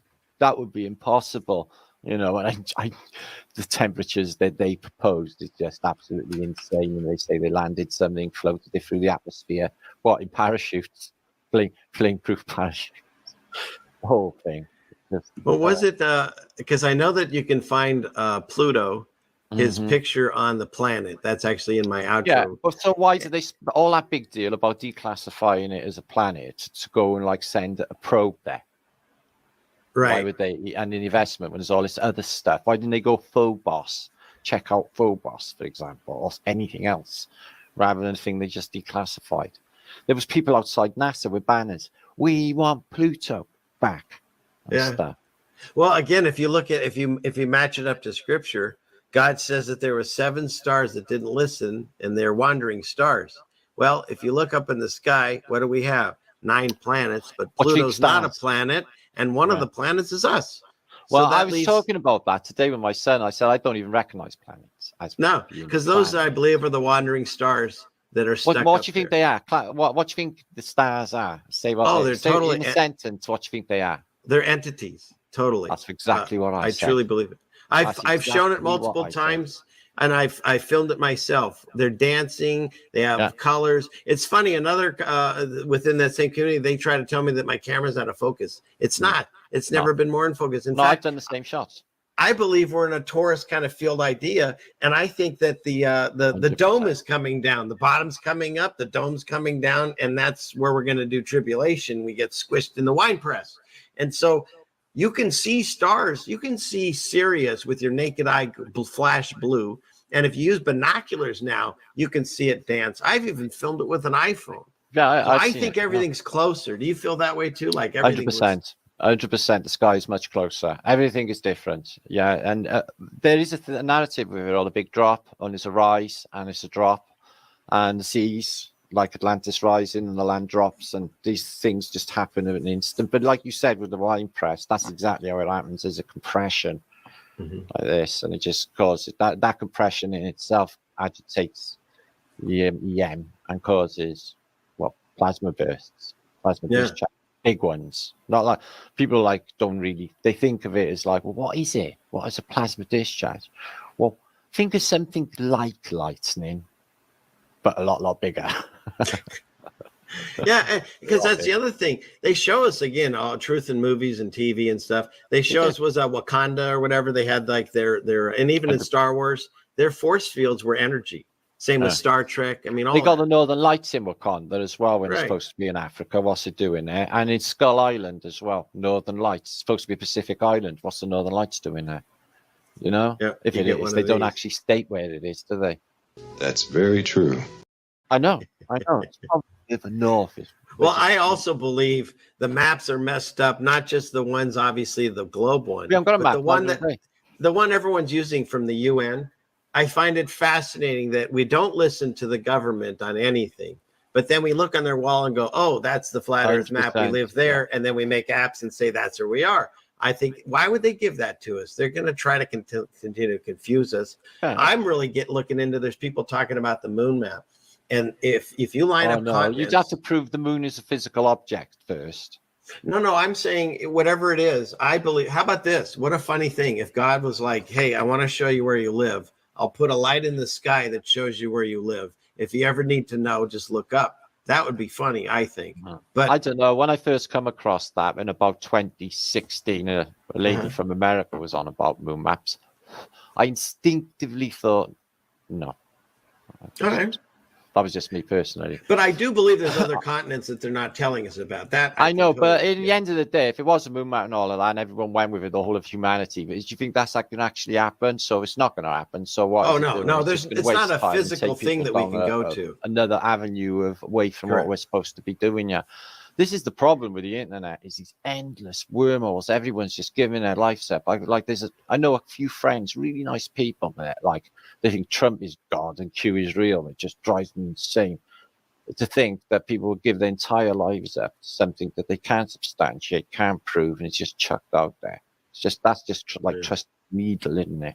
Just like I wouldn't do Well, it. and that's the same thing about say flat Earth. They can't prove round Earth or flat Earth. What we can do is we can show like what we've seen with our eyes. That's it. That's and exactly what I say. Yeah, it looks flat because it is flat, and that is it. And I don't believe I never feel motion. No, I don't feel motion. They can't get about enough to take a photograph, and a space is definitely water. And the Holy Bible tells us it's water's above and water's below, because there is. And if you're trying to figure out how the sun and the moon work, Enoch talks about how they go through portals. Noah's flood, right? Yeah. So if there was a globe, right, and then the floods and all of the land was covered in water, well, let's not go into where the water arrived from anyway. When water receded, where did it all recede to on a globe? Correct. Did it all just pour off into space while it was spinning? It's just like. See, I think, Martin, it's all one continent. They try to tell us we live in separate places, but to me, it's just different water levels. Depending on where the water dropped down versus where it didn't, we're all still connected, because whatever happens looks like on one Armageddon grown over to me. You see specific islands, any island, it's any country, everything looks like it was once a wasteland not long ago, and everything looks split to me. It really does look like we're, not long after Armageddon. And we're post-apocalyptic society, just remembering it, is what I would say. I'm on board with that, yeah. And the thing is for people that like don't want to go to that, that's okay, because if you think Revelation's happening, you're waiting for Jesus's return. If you think the short season of Satan is happening, we're waiting for Jesus's return. We're waiting for the same thing. I'm just like you. I feel there's even less time than people think. And there's a lot of discussions, even in the communities I hang out with, about like, say, Buddhist theories or something about how we recycle and come back. 100%. And hey, if you want to believe in that, go for it. But under my thinking is, I don't want to take that chance, because my relationship with God has told me there ain't no other go around on this one. And that's for you. You might just ascend because you're a good bloke and a good person. For other people who haven't nailed, it, I think that they might have to come back and do the old Groundhog Day, maybe many times, because I got some recollection of previous life stuff, I think. So you're saying that the whole story recycles?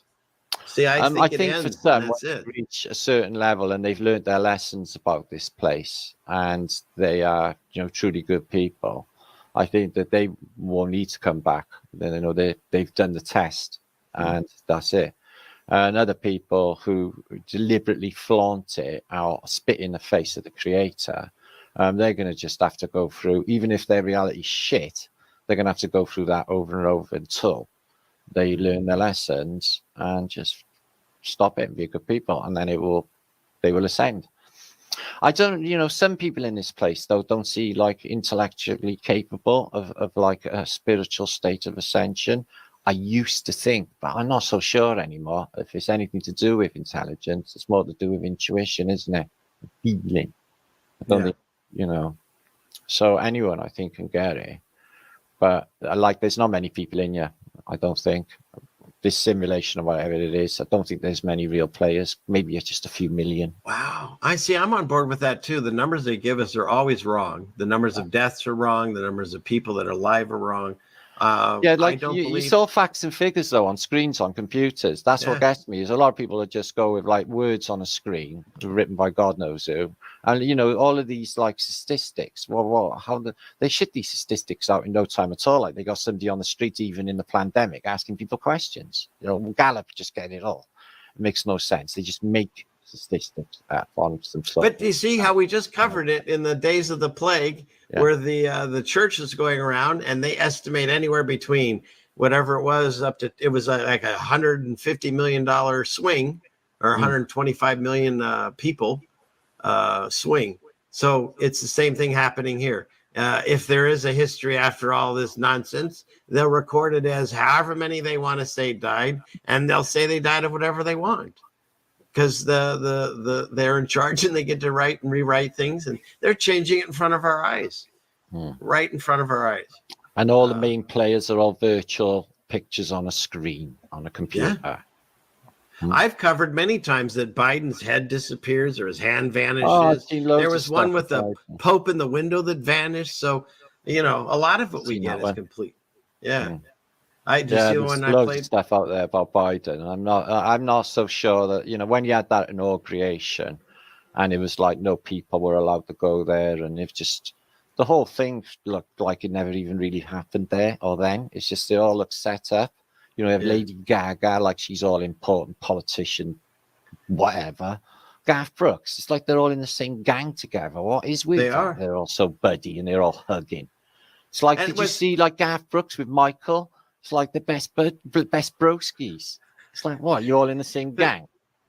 Well, that's the thing, is that these handlers that we've known over the years, that's what they were there for, is to be put into play when they need to steer us in the way that we're supposed to go. And with Big Brother, they'll just they can change the narrative overnight and everyone will go with it, apparently, and just forget hey ho and on with the show. Honestly, it's that spooky. It's like, did anyone just miss that? Hello, everybody. No, it's like they're gone. Yeah. Fauci walks on stage and he does the hidden hand, and everyone's perfectly fine with that. They tell you anyway who they they have to. Their boss is. They do it in music as well. That's gone really, really bad. That has. Yeah. I knew about 2 years ago. I thought, when all this lockdown's over, they're going to have new, controlled peoples, and the younger ones, they're just going to be the worst of it, which they are. And they start the festivals off again. They just start Glastonbury. Last weekend, just gone. Oh my God! It used to be the only free place left on earth in my youth, but now it's all just middle class mind control victims, happily clapping like this. It's just like all gone, all of that real, true human expression is vanished. And I was like, well, I knew that, and they got it. They've done it. They've controlled that many people, even like the last vestiges of freedom in this country. Well, I think that we're at the harvest stage, as they say, because that's when they decided to do this. They wouldn't be able to do this 10 years ago or so. I wouldn't have thought America had gone for it anyway. You got like 100 million guns. I thought you guys would have been up in arms, but none of it. Everyone's just like, that's the magician's trick. That's what they did. They made us all say, oh, you can't take my gun. They're like, that's okay. You hang on to your gun. Just stay home and don't come out till we tell you and lose your business and everything. We're like, okay, just don't take my gun. And so once again, our villains, they're cheap and they don't actually do anything to us. We do it to ourselves because we have to work under God's law. We have free will to say, no, I won't do what you're saying. But we don't choose that as a society. We go, okay, smarter people in white coats know what they're doing. I'll listen to you. That's why I'll give you a third of my paycheck. You want more of my paycheck? Go ahead. Keep doing things for me because I don't want to think anymore. No. You know what I mean? I've never done anything they ever told me to do ever, and I've been. But that's the whole society. They've dumbed us down to that movie Idiocracy, where people just listen to anything a guy in a costume says to them. Whether, no matter what it is. Whoa. Is that sound effect? What's he backing at? He's singing, is he? Sometimes when I say things that are really amazing, they announce it to the world. He concurs. Yeah, you know what my dog's saying right now? That's very true. That's what they're saying. Agent provocateurs everywhere, Joyce says. There's bound to be. Think about it, though, especially within the Truther movement, the only ones in the world that are exposing their BS, then they would try and they have done, trying to destabilize it. And I've seen it all like over and over. It comes in waves as well, I've noticed, where like they let you get some momentum, and then if you get too far with it, they come in steaming. I've noticed. But it's out of their control anyway. Yeah. And too many woken. I did want to mention, I forgot who, but I saw in the chat someone saying, don't just wait for someone to save you. I understand what that means. Mm-hmm. What I'm saying is my salvation is going to be through the blood of Jesus. That doesn't mean I don't have to do things in this life. That's the whole idea of why we're here. We're supposed to be tested. We're supposed to shine through that. And we're supposed to be beacons for other people to learn how to do this. Our salvation, God said, right? Only in the end, we can only save ourselves. But the difference is the Christ consciousness people, the New Age movement, think that means we level up and we become God. Well, sort of. What I believe is we get the power of the Holy Spirit like Jesus. He says we can do as much as he did and more. But we do it because it's through God.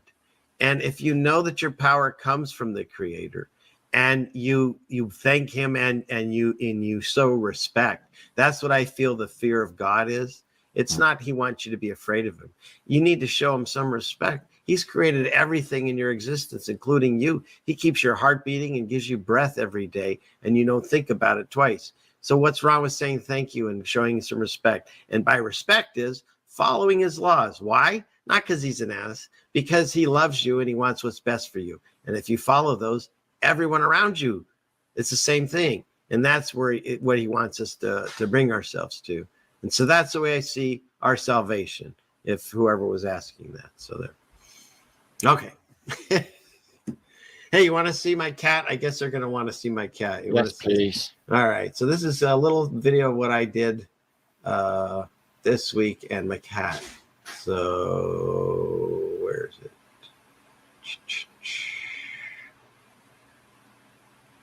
Where'd it go? It's got to be in here. No, not that one. There it is. Okay, here we go. Yeah. The ceiling fans? They're very attractive.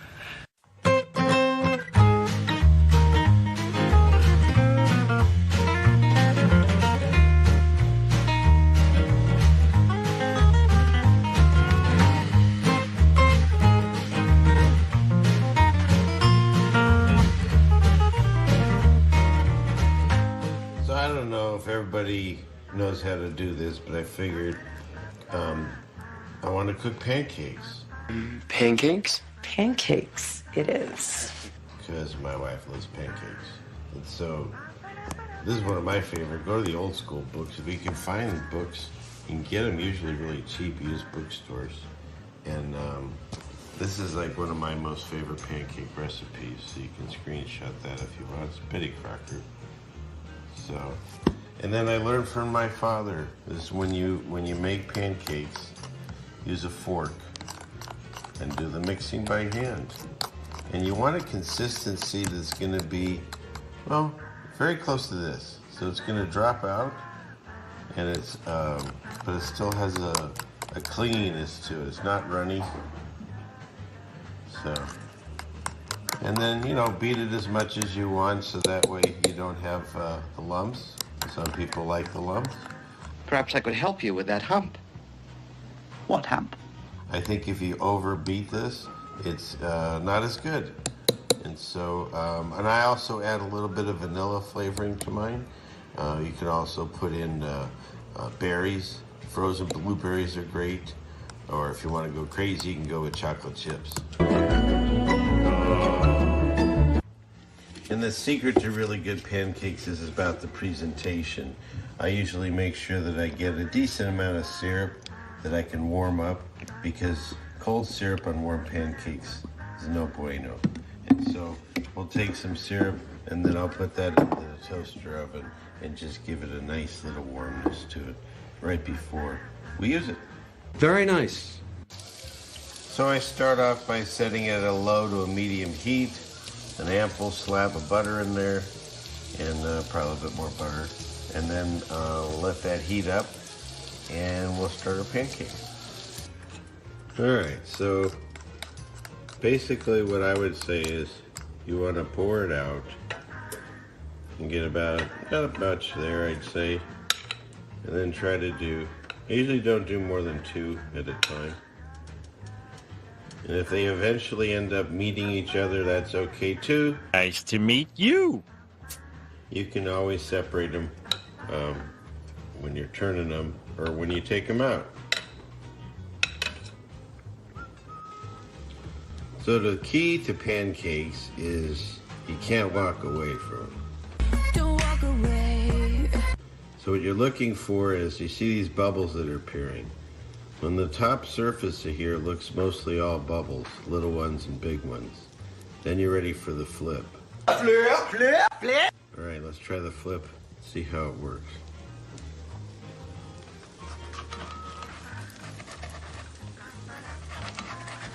key is to get as far over as you can underneath it, and then one quick motion. Not so bad. And then get over on this one. And now this one you're going to have to flip and not get on top of the other pancake, so you flip the other way. There we go. And this is more of just a timing thing at this point because you can't see what's happening on the other side. But you can start to see on the edges. And then when you see it's looking really good, then they'll be ready to come off. And if you need to, you can always do the test. And you can take an object and put it into it. And if it comes out and it's sticky, then it's not ready yet. Are you writing this down? You should be writing this down. All right, so let's take a peek, see what they look like. Oh yeah, we're good. So now what I would do at this point, I'd plate it. And we have a lot of butter in there, but I always like having, you can just put a little smear of butter in between. And then take the other one, slap that puppy on top. Pancakes are love. We went for a walk, and I secretly picked flowers. See, you can still be romantic on a budget.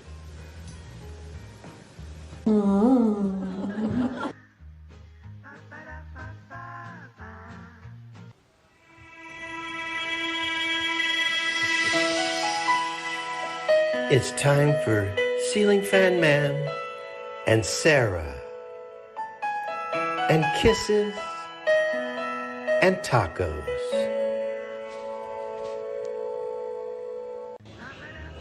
A piece of leather, a cork, and a chair. That's all we need. People, it's all you need.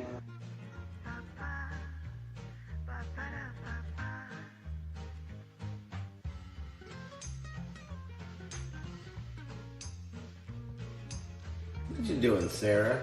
Are you tired? You playing with that piece of fuzz?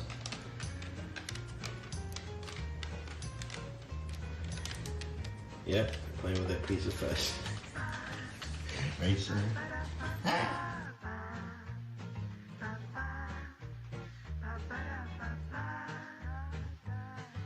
Hey, Sarah. You wanna go watch Jackie Chan?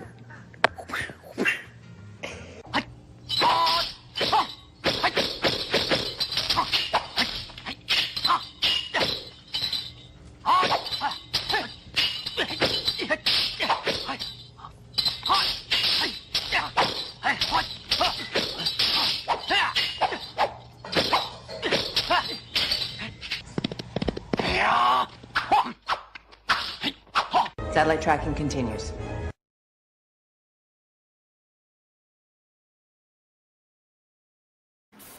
What do you think? Oh, feisty little cat, isn't he? Or she? Oh, she stole my heart. It's funny. I've had cats throughout my life. Never really got warm and fuzzy with them. You know, they just we coexisted. And like all the animals that have come into my life, they found me. Well, that's the way it's supposed to be, with cats. Like, if you get a stray. And someone in the chat, the very first day, they're like, she's going to steal your heart. And she did. The second. And my soul, huh, honey? She really soft. Oh, yeah. Yeah. Oh. All right, there she goes. See ya. Or just stay It's there. blue. She's like a blue color. No, she's black. She's pure black. And she came from a litter. I think there was 8 cats. See ya. And 7 were taken. And she was left because nobody wants a black cat. And so we were talking about getting a cat, and then she just showed up as I got a black bunny that looks like a cat. Nice. So she's going to be really good. She's already good at killing flies and bugs, so she'll be a good mouser if needed. But being black, she's so stealthy, they won't even see her coming. So, but she's a sweetheart. She likes attention. If you ignore her for a while, she'll come up and say, "Hey, give me attention," or smack at your foot, but no claws with us. It's really my rabbit does that. Rabbit does that too. Cool. Yeah, same as cat. It's just come up and says, like, why ain't you playing with me? Why ain't you stroking me? How dare you? So to Melanie and Ryan, there you go. There's Sarah's okay for another week. You guys. I'm gonna have to go soon. It's getting 3 o'clock here, gone. Oh, absolutely. I have no problem with that. I want to really thank you that you agreed to this. And if you do ever want to do another one with me, I can absolutely do it. Yeah, I'm sorry. Yeah, I got loads more to show. I got loads going on. It's just so much. Why don't we do it like earlier in the day for me, so that way it's better for you? We'll arrange that. Yeah. Because I do appreciate you staying up for this tonight. I really do. I'm all right. There was a party next door, so I wouldn't have got much sleep. Anyway, the music was booming. It's gone quiet and all that. Excellent. Well, that's okay. We got 2 hours into it. I might keep going a little bit, but if you want to, is there anything you want to promote or talk about, Martin? Well, nothing personally. Just everybody just like keep the faith. I noticed a lot of people just get lost really easily. I do myself with all of this weird information going on. But just keep the eye on the prize, especially now in this coming year, because things are going to get weird soon as well. Smoke sativa, Martin. I'm not stupid, Daryl. It's the middle of the night. I would pass out if I was in the current era. I know these things. Old hand. Oh, thank you, Hippie Shake. She's very nice, my friend Teresa. Who's Hippie Shake? Here she goes. There you are. I agree.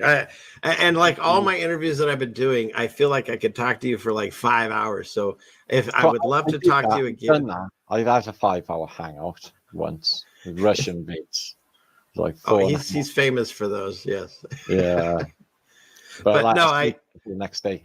But I definitely, and I also feel that when I do those marathons, I've done some of them, but it's hard for people to rewatch those and stuff. So breaking them up like it, I'd love to do another talk with you. I'll pick it up better for your schedule. And brilliant. Thank you. I can't wait. Well, God bless you. Thank you for being here. Brother. Thank you so much, Richard. Keep up the good work. Be looking in, and I'm here and I'm floating in the ether anyway. So extended hugs. That's the new one for tonight, guys. Okay, longer than 3 seconds. Okay? I like it. But it has to be consensual. Don't just grab someone from behind. Might get you in trouble. Get punched or something like that. Like that leg hug thing is not good. Don't do the leg thing. No, that's not good. That's not good. Excellent. Well, thanks again, Martin. Much love, Jason, and all of you. Thank you. And Underground, all the guys. Tommy, yay. Oh, thank you, Tommy. Excellent. All right. Well, I'm going to keep going for a little bit. All right. So that watching them pancakes has made me proper hungry, but it's a bit too late to eat now. I'd have to go to bed with some heavy food on my stomach. I got pancake mix. I does the fork thing as well.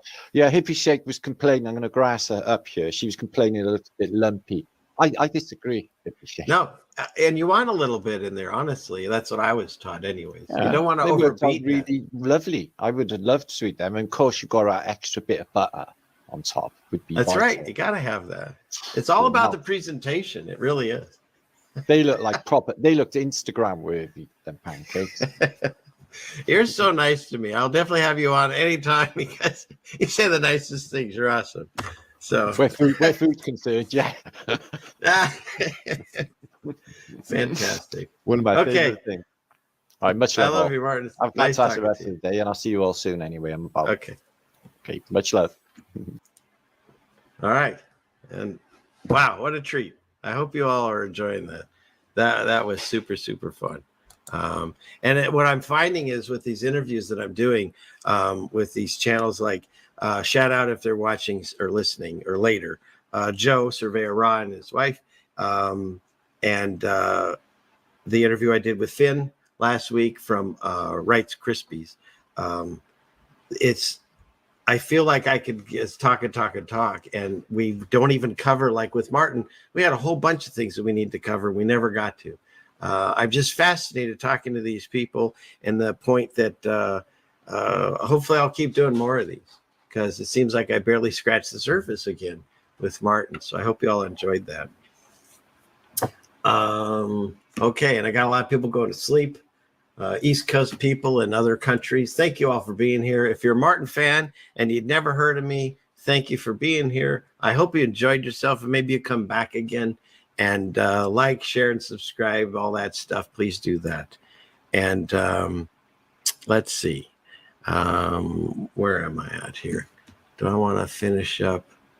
Well, I didn't actually finish Scary Space News.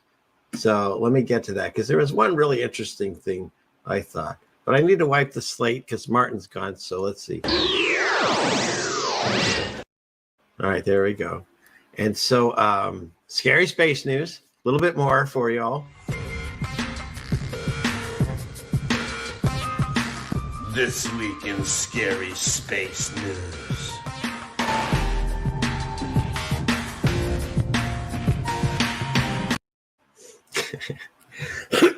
I feel like I could just do my entire show interviews.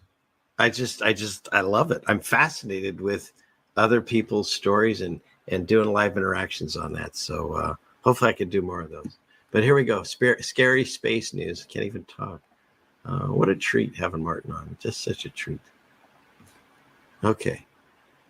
A mystery rocket crashed into the moon, and no one on Earth is owning up to it. So once again, I believe it's just conditioning, because if they're going to be doing like they want to do, as I was saying to Martin, if we're in the virtual world, let's say, of Satan's version of what's happening, they're going to have their alien invasion that Reagan told you was going to happen. We've all been waiting for it, Illuminati card and stuff. And so now there's so many stories about how they think there was life here and they think there was life there. And now a mystery rocket crashes into the moon and no one on Earth is taking credit for it. So what are they saying? That there was like space aliens and they shot and they were aiming at us and they missed, and the next shots? I don't know. But just the fact that there's so many stories now coming out about how we realize that there could have been life on this planet and there might be life still on this planet, and just it's more conditioning, just like I feel what's happening in the current psyop going on. And I found this interesting too. Back into their numbers, you have some of my kombucha. Thank you, Ann. She makes me this. It's so good. That one is, if I remember, that one is dandelion. No, I'm sorry. That one's a tea. That one is, what tea is that? I forget. Anyways, doesn't matter. So here we are. So the Space Force will open Space Delta 18, which serves the National Space Intelligence Center. And they did it on June 24th. And again, their favorite numbers. And you can also read here that it says that the moon will be in the rare 5 planetary alignment that start on June 5th. And that's the day that Trump turned this. So, you know, they always have these numbers that connect. What I found interesting is the Delta emblem on Space Delta 18. Because if that doesn't prove to you still that you live in Babylon, in Egypt, and it covers the entire world, they're telling you right there, I live on God's earth, but I'm trapped like the rest of you within Satan's world. He's trying to convince you don't live on God's earth, and that there's no melted buildings, and there's no serpent, and that we're a ball flying through space, and mountains grow out of magma cores, and earthquakes are caused by tectonic plate shifts, and all that garbage that we have to unlearn. And once again, they show you the calling card.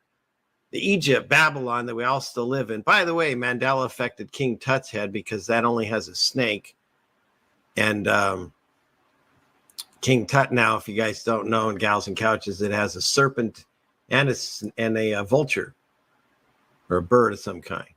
So that was news to me. But, you know, I digress. If we go back to this, they're using the old version of King Tut, whatever. When you look up the emblem, which I thought was interesting, because the original Delta emblem, it doesn't have this. Only Space Delta 18 does. And I looked, maybe I didn't do very good research, but I can't find where they describe or explain why they have this on this. I haven't found it. I'd love for someone to find it, send it to me on an email, post it in a comment. But what a weird thing to stick on your thing, unless you're trying to explain to everyone, this is where you live. This is the way I see it. So yeah. So wait, did we cover that? Yeah, that's that one. That one, we'll get rid of that. Clickety click. Now this is interesting. This asteroid that they want to talk about, that was they were discussing in this article. But what intrigued me was there's a meteorite field in China, and so when you go and you look on this area of Mongolia, which again, that was where they were talking about the Black Plague potentially started, is in some areas of Mongolia. And then, I forgot to mention it too when Martin was here, if he's still listening. They talk about how it moved through the, well, I think I showed that picture, but they came off of ships. I forget the name of the ship. I don't have the sheet that my wife wrote me, but basically it's where Ukraine is now. And so they're saying is potentially one of the ways that that Black Plague was spread was through Ukraine's ports. Is that interesting? And so now here you got another story about this area that's bombarded with asteroids, meteors, whatever you want to call them. And you can go through this article. Where's the picture? I don't see it now. But yeah, it's not there. I'm sorry, I missed it. But this meteorite field, so there's areas where you can see it just looks really messed up, melted, and so forth. So to me, it's another potential showing of that revelation that might have happened. I don't know. All I can do is theorize. But when you get down to the end of the day, that's all everyone's ever done. Your entire existence of living here on planet Earth in Satan's world. There are no experts. There are no experts. I know nothing. We know nothing. God even tells us that. We can theorize. Their side, they got theory of gravity, theory of relativity, theory. Our side, theory on this, theory on that. We can't go up to the moon and touch it to see what it's made out of. We can't look to see if there's portals. We can't go onto the other side of whatever the spiritual side is. You can artificially, you can take ayahuasca or a bunch of other different things. And I do believe you can reach out to the other side. You can do satanic rituals, and that's proven, and you can reach out to the other side. In fact, part of what I think is why we're in this mess.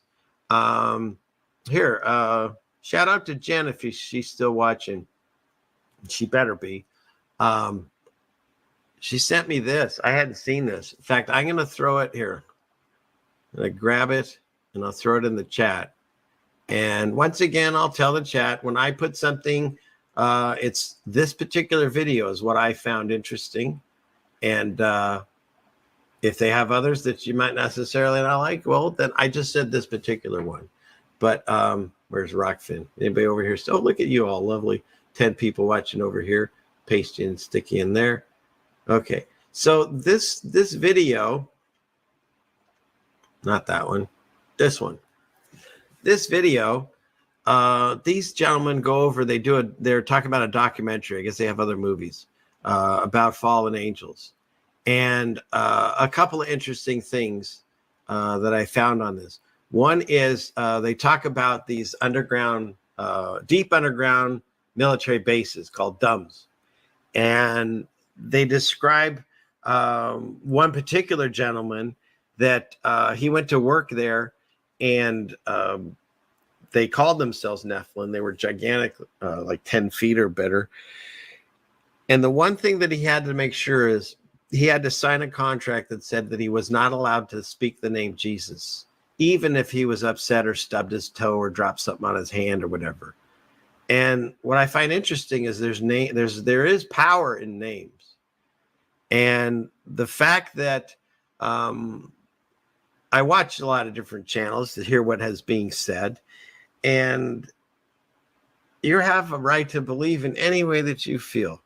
But what I do find interesting is when you go around the internet or in life experiences, you'll hear about people casting out demons by using the name of Jesus. There's a video that was around that the plane was crashing down and they yelled out about the name of Jesus and they survived. I know they can all be made up, but I don't know.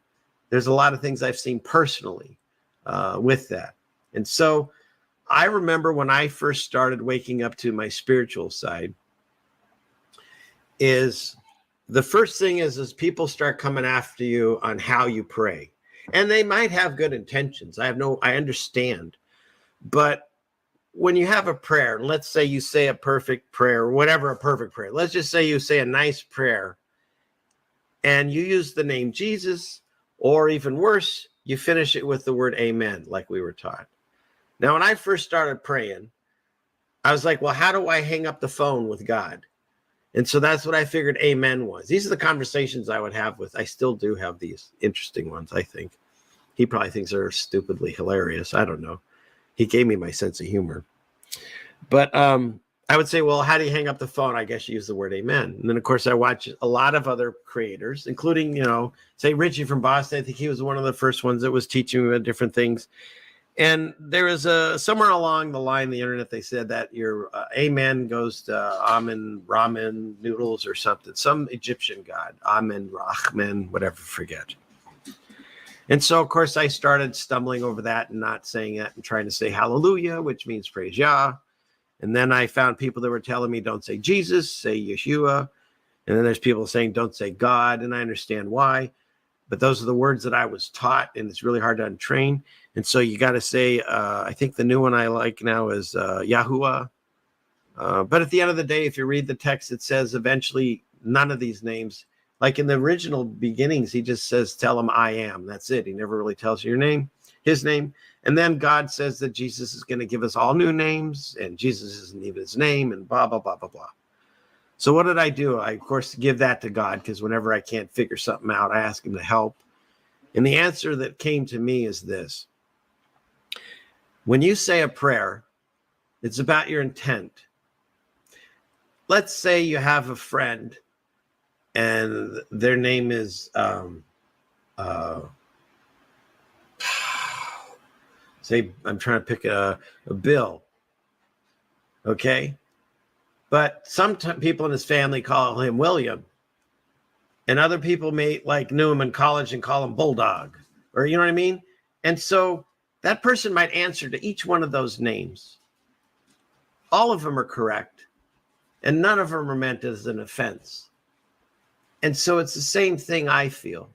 If you say a prayer from your heart and you're talking to God and you mention Jesus, or you mention the name God instead of one of these other ones, or even, Yah forbid, you say the word amen after your prayer.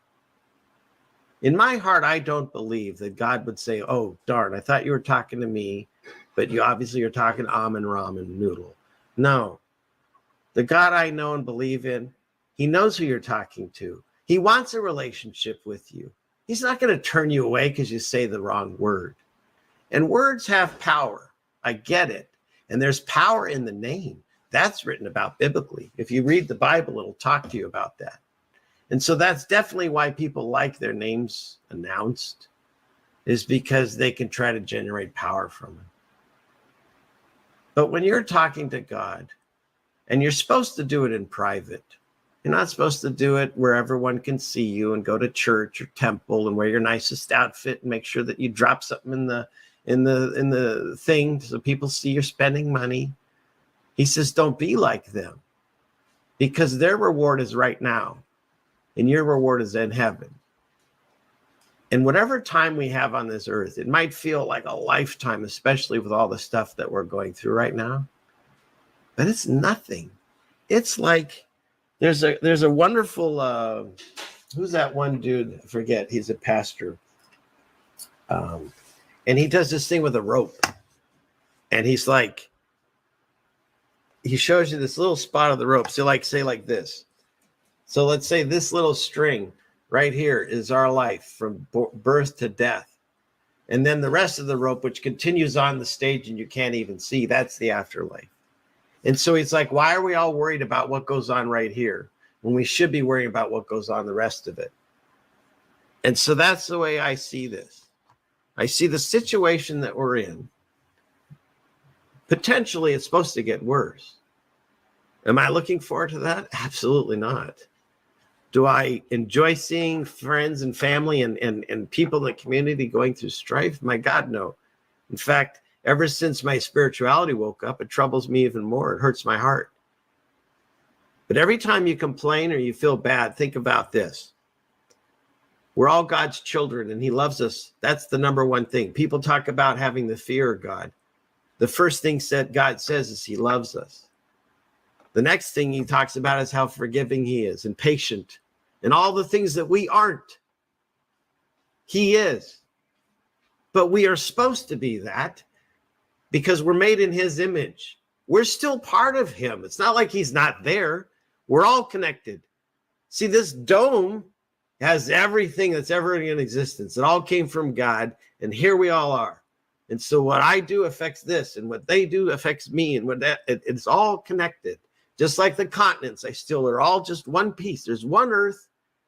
It's stationary. It's circular in shape. It says it's round, but it also has pillars that hold it in place. It's all connected. And when the waters came in from above and below, they filled in the land with water. And when they receded, that's where we live. And is there stuff beneath us? Absolutely, I believe. Why? Because multiple books, Bible talks about it, Enoch talks about it, all of them, they all talk about how there's depth to this earth. It's not completely flat. There's shale, there's all kinds of things down there. The book of Job talks about it. I still have it written down here, 26:5. Dead things are formed under the waters and the inhabitants thereof. Well, who in the hell is he talking about? The fish? Now, what does it say about the end days? It says, in those days that, where is it? It says,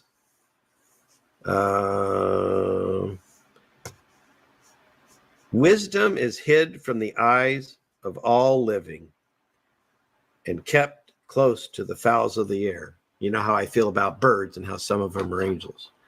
But my point is this: wisdom is talked about in the Revelation times or the end times to be gone. And then, so you ask, well, where is wisdom? Well, Job answers that. 28, 27 is what I wrote. And unto man he said, behold, the fear of the Lord, that is wisdom, and to depart from evil is understanding. And so here's what I say. It's not a fear. It's a respect. To this day, I don't care what content creator you watch or whatever smart person you listen to. They cannot make a human. They cannot tell you how the sun and the moon work. They cannot tell you exactly where we live and the shape of it. We can't prove any of these things. In fact, God says you got to not worry so much about that. We got to worry about what's happening right now. We're at war. We're not going to war. We're at war. It's a spiritual war. It's happening right now. And the only way you can fight a spiritual war is a spiritual battle. So don't forget, instead of focusing on the mark of the beast or focusing on the third of the angels that fell, because they're the same ones that are still screwing with us since the beginning of time, concentrate on this. If you make a relationship with God and the Holy Spirit goes into you, you have God's mark. You don't have to worry about the mark of the beast. God says only worry about the people that can kill your body and soul, because your body's destined to die. We all know there's expiration dates on these meat suits. We know that. But what happens after that? Because remember, we're in an enclosed dome. Energy never leaves. It's got to go somewhere. Science will prove that to you. So where do you go? So that's what we need to worry about. Don't worry about the things of the flesh. That's Satan's world. When you get to spiritualness, you don't worry about those as much. They don't entice you as much. Is it hard to get past that? Absolutely. We live in Satan's world. We're surrounded by sin. There's no way you can't look and not see something going on. So what we have to do is do our best to feed the spiritual side of ourselves and not the flesh, because that's where sin lies and that's where our destruction lies. And so when you think about the fact that a third of the angels fell, stop concentrating on that. 2/3 didn't. We have the numbers.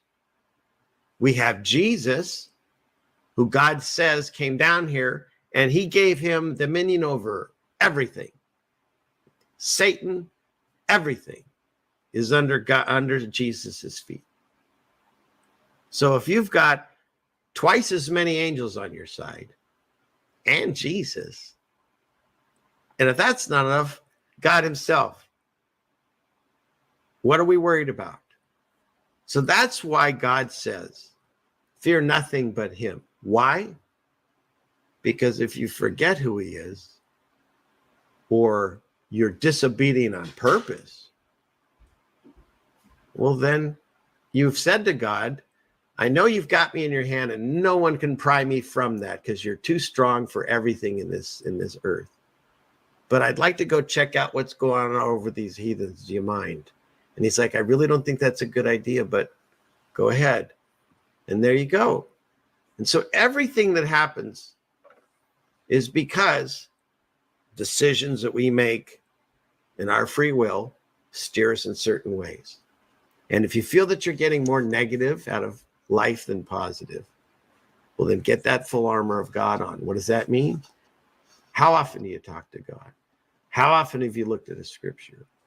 I know there's a lot of channels that we all love and respect that say, don't ever look at this book. But man, it's shocking to me because growing up in the quote truth community, we're told to look for truth everywhere. So why would you point to the one book that's been argued about since the beginning of time and say, oh, King James's name's on it, don't read it. When yet time and time again, myself and other people can show you scriptures that are lining up to what's happening in the world right today, including the Euphrates River drying up or the word of God changing and not being found. Show me another book. Give me a Dan Brown book that talks about that. Show me it anywhere. Is it in the Quran? I don't know. I haven't read it all. But I'm just saying this particular book is the one everyone seems to fight over, and yet it continues to be accurate and nobody wants to look at it. But hey, they didn't listen to Jesus, and he walked around and straight up did miracles in front of him. And even Peter eventually denied him because he didn't want to lose his life, and he regretted it later. Doubting Thomas said, I want to put my fingers through his holes to prove that he's still walking around. So yeah, you can walk with Jesus. You can see him raise people from the dead and walk on water and all this stuff, and then still be a denier. Isn't that interesting? And don't forget Satan himself, or Lucifer, whatever name, I don't know. He sat next to God in heaven and he fell because he thought he could do it better.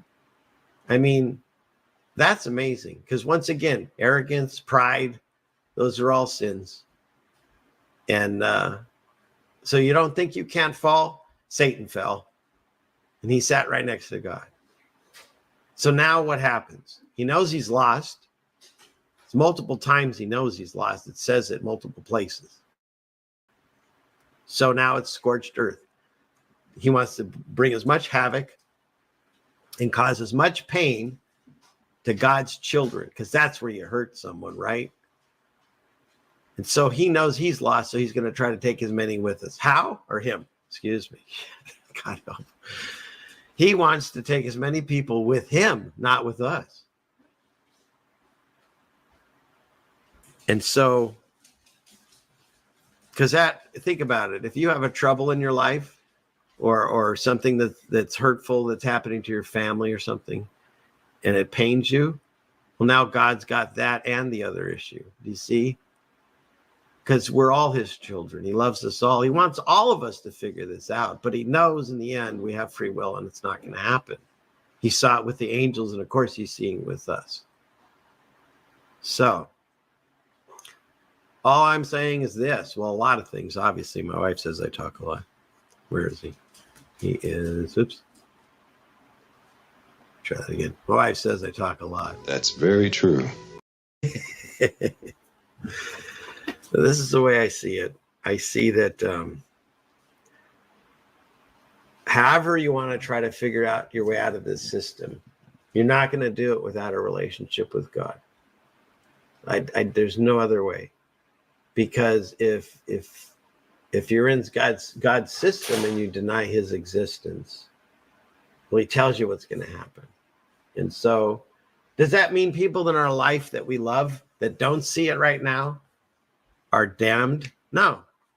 It means that they might be due for a lot of correction. And what I'm seeing, okay, first of all, as a spiritual person that I am, when you look at the Passover dinner, they had a sacrificial lamb, and they put the blood on the door, and then the angel of death. Oh, pardon me. Now that's been changed. It's God himself. In any case, there's no angel of death now in the Bible, at least there. So I'll just go with the old way. The angel of death goes around and was killing the firstborn in Egypt. And if you had the blood of the lamb on your door, it passed over and you were safe. That's the name, obviously. And the way I see it is this. When Jesus came to earth, the reason was to be the final sacrifice. God didn't say, hey, kill that calf and burn it so I can smell it. That's not what it was about. It was about sacrifice. It's like any relationship. How much you going to put into it? So if he could ask you, hey, you really love me?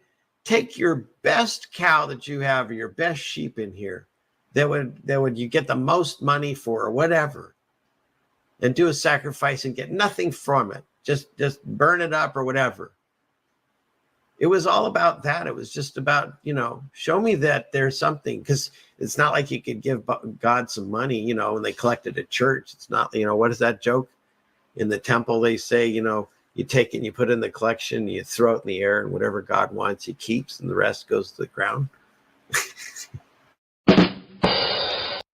And then that's what the church keeps. So, no, that's what I believe it was about. And that all stopped. Why? Because he realized there was no way out of our sins unless he sent his son, just like he was telling Abraham to do in that story.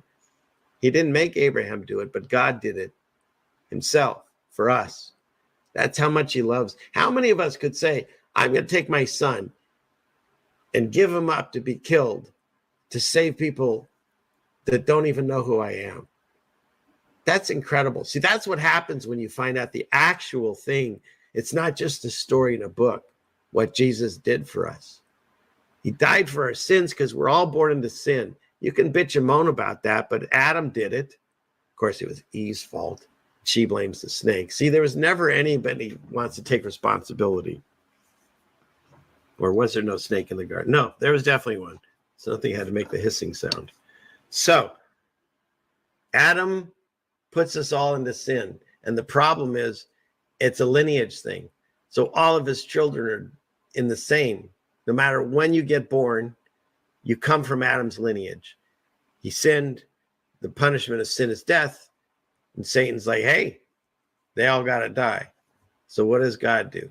He sends Jesus down, not just to help us to try to understand we got to live more godly and we've forgotten who he is yet again, but he allows him to be killed violently, crucified for 3 days. And he was the only perfect person. He had no sin.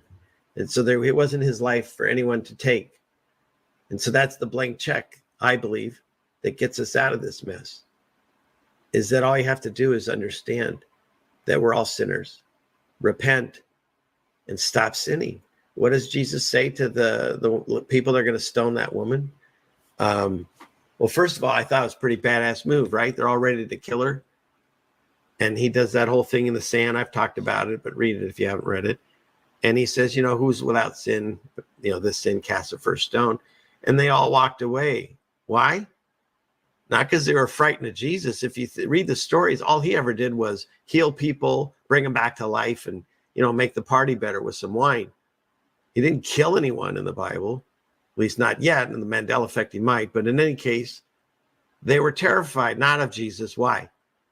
Because they had obviously known or seen the works of God. And they were terrified of God. See, the fear of the Lord. And so that's why they all walk away, and he doesn't even lay a finger or do anything. And when he looks up and he says, where's all your accusers? And she said, they've all left. And so what does he tell her? Go on your way. I don't accuse you either. But then he adds a caveat at the end. He says, and sin no more. It's almost like he said, hey, I got you on this one. They were going to kill you. But you do it again, I might not be there the next time that you make this same poor decision. And that's the way I see it. In fact, God even says when the wraths are coming down, he's going to start with the church. And so if you know who God is and you're speaking, say you're being a Christian, but you're doing poor teachings or you're doing things that are against what his laws or wills, he's going to start there first. All the big pastors you see on TV and stuff that say that they're healing and doing things in the name of God. Nah, the wrath starts in the church. So if you're going to be on screen and you're going to try to tell people about these stories, make sure your ducks are in a row, because it's not anything I have to deal with. I have to deal with my own, because each one of us are going to get our deserving wrath of God. And just maybe by putting on the full armor of God and pleading the blood of the final sacrifice, the blood of the Lamb of Jesus Christ, maybe whatever the final judgment day is, maybe we can get a Passover. Doesn't mean we won't be here to see it. I'm not sure I believe in that. Why would you get together the best people for an A team and then take them out before the end game? I don't know. Maybe that's his plan. I'll never try to figure out his plan. When I try to make him laugh, I tell him my plans. But the way I see it is this: even if you have the mark of God, even if you're written in the book of life, even if Jesus knows your name, it doesn't mean you're not going to see trouble. Because what does he say? In those days, the saints get worn out. And he also says that if the days weren't shortened, there'd be no flesh left. And so there's a very high probability that all of us will be here to see whatever's going to go down. And in fact, at the very end, all the bad people have to be here. So all the faces that you hate on the screen, the characters that come and go, there's still a bunch of fallen angels behind all of that. That's pull off the mask. That's what you see. And they all have to be here because we all have to witness it in the very end day. At least this is what's written in this book. And so that's what I say. I'm doing everything I can to get hopefully the smallest portion of wrath, if any. I'm going to do my best to stay away from wrath. And I'm going to do my best to try to plead the blood and get the Passover. But regardless, they can't take my soul because I've given that to Jesus. And so I'll just say, God bless you all for being here. Thank you again. It's been a wonderful gathering and blessing. And as Martin said, the next time you hug someone, extend it, see what the response is. With make sure it's the right person. Don't get in trouble. Don't follow anything I say. Follow this, all the government. But really, enjoy life. INJOY. Find camaraderie around you if you can. And if you have none around you, pray for it. Ask people in these chats, pray for me to have someone nearby or meet someone. But you also have to actively do some things. You can't just sit around waiting for the days of Jesus. Moses showed up to the Red Sea and it wasn't already parted for him. He had to say stuff and move his arms around and all that. And that obstacle that everyone thought they were going to die as Egypt closed in on them, what happened? God opens it up, they walk through, and that same obstacle was used to destroy all the evil that was coming after them. See, that's the power in the creator that I believe in. And the creator that I believe in, he can still get his message in this book. I don't care how much it gets messed up. If I need to talk to him, I can find things in this still to this day that not only help me understand what's going on, but read the Psalms and stuff, and they'll help you in your heart if you're troubled. There's so much still to be learned in this book. And I think it's imperative to look at it now because it keeps changing daily. So get right with God. Get your connection spiritually. Try to get community around you. Obviously, these communities help because there's so many of us that are completely alone. Completely. I get writings from them and stuff all the time. And that's part of my blessing, is that since I have a partner that loves me and that understands things the way I do, I have to explain it to people what I'm experiencing and try to show them that what I'm finding, the path that I'm on, seems to be right. And I encourage all of you that are listening to this to look into it if you haven't already. And that's it. I don't care where you watch. I don't care who you subscribe to. I don't care how many parties you go to. Do whatever you like.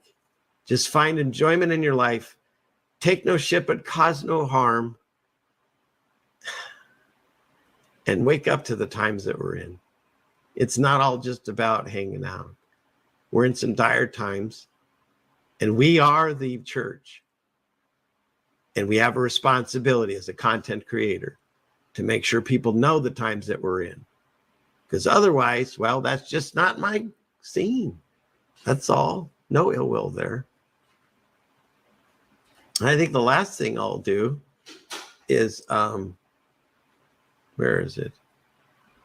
Let me play a little of this here. There's a channel that I watch, Grace for Purpose. I've talked about it multiple times. And it's a bunch of motivational speakers.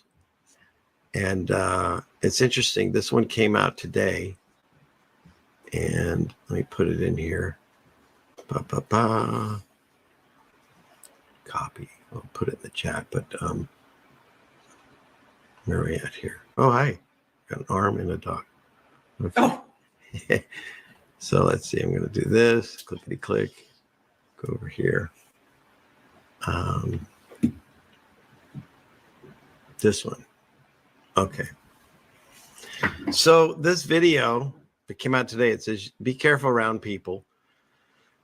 And so basically it's really interesting because it's talked about, like, Jesus hung out with, tax collectors and prostitutes and undesirables, as they call them. But what the teachings are is fish in those ponds and hopefully help people understand what's going on. But don't do as they do, right? Just like God said about the churches and the temples and stuff. Don't do as the people that want their rewards now. And this was interesting because they talked about three types of people. One is the skeptic. And one of the things they'll say is, yeah, they believe in God. And they always use the word but. That could have been this, could have been that. So, just be careful, or God can heal you, but maybe it's just because they're eating better. So it's things like that. And then he also talked about the dividers who like to wear it as a badge of honor. And they like to go in and cause division and stir things up. In Romans, it says, I appeal to you, watch out for those who cause divisions. And they create obstacles contrary to the doctrine that you've been taught. Avoid them. For such persons do not serve our Lord Christ, but their own appetites. And by their smooth talk and flattery, they deceive the hearts of the naive. There was another passage he had here too, I think. But it's really interesting, and I'll definitely put the link in the chat. But they're talking about the well, here, I'll play a little bit of this. I thought this one was interesting right here. Where is it? Go with here from the dividers. Let's see. And often wear it as a badge of honor. Romans 16, verse 17 to 18 speaks directly. You see, with this type of person, you want to acknowledge and praise God, but they will not join you in this. They want you to question God. Instead of pointing to the hand of God, they will tell you it was just science or coincidence that something happened. The next group to be aware of is the dividers, those that love to cause division and often wear it as a badge of honor. Romans 16, verse 17 to 18 speaks directly to this type of person. It says, I appeal to you, brothers, to watch out for those who cause divisions and create obstacles contrary to the doctrine that you have been taught. Avoid them. For such persons do not serve our Lord Christ, but their own appetites, and by smooth talk and flattery, they deceive the hearts of the naive. According to the book of Romans, the heart behind the divider is wrong. They are feeding their own evil desire. They want people to fight with each other. As they do, they can trick those who are weaker into being influenced to their side. It gives them the power and control they want. If you find someone who is constantly causing fights, beware of them, as they do not have your best interests at heart. The third group to be aware of are those who are proud and arrogant. These people often make you think that you don't need God. They try to get you to trust in your own resources and wealth. Instead of giving credit to God, they point back to their own personal talents and work ethic. What these people don't realize is that God is the one who has given them the wealth and resources. While they may have worked hard for those things, God is ultimately the one who gave them the ability and desire to work hard. And so I'll put this in the chat, but I found this very fascinating. And the interesting too, that last one where he's saying the people that believe that they did it all themselves, there's stories. That's why this book is so important. There's stories in the Bible like Nebuchadnezzar, where he was given all of this stuff. And then he had this giant party where he announced it's all him and God had nothing to do with it. And so he ended up destitute in the fields eating grass. And that's not the only story. There's multiple ones where the arrogance of people, God said, okay, you think that you have all this riches, and he takes them away. So that's a big thing that we have to make sure that we maintain. We have to maintain our humbleness, our humility, and know where our power comes from. Our power comes from the one and only God, Father in heaven, whatever name you want to use, Yah, Yahuwah, but there's one and only.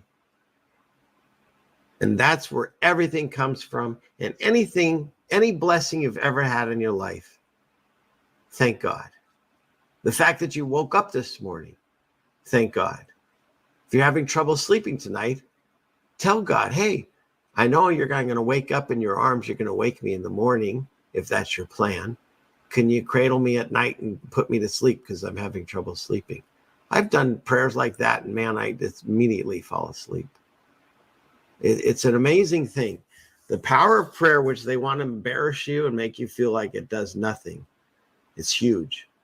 It's like having a bazooka sitting in the closet and you never use it. There are actual angels written about in, I think this was in Enoch. I get confused which one. I'm also reading the Apocryphs. I can never say that in my old Bible. But there are angels that do nothing but take the requests, or whatever you want to call it, of man on earth to God. And are your requests being heard? Because that's all they're there to do, is to tell God, hey, we need to do this or that. But if you don't ask God for these things, then you're not necessarily going to get them. I know God knows what you need, but he also wants you to make an effort. Remember, like Moses in the Red Sea. So are you praying? When's the last time you prayed? And it's always just a prayer like, get me out of this, get me out of that. I've talked about that friend. The friend that every time they call you, they will either want money or help them move or help, whatever. Eventually, you would stop taking that call. And if the only time you ever call God is because you're in stress, what about the times when your things are going great? Did you thank him? Do you pray over your meals when you eat?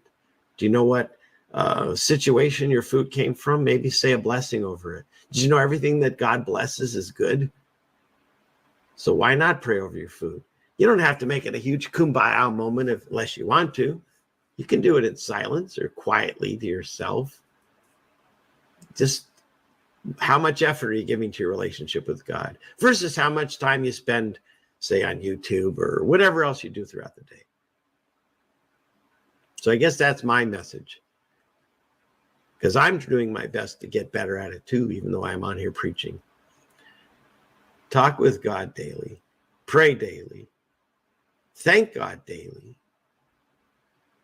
and share your blessings with others. So that's the message tonight. May Father watch over everyone listening to the sound of my voice. May He guide us through these times with comfort, with mercy, and with love. Continue to show us the way, Father. We need you now more than ever. And if we're alone, guide us towards people or have them find us.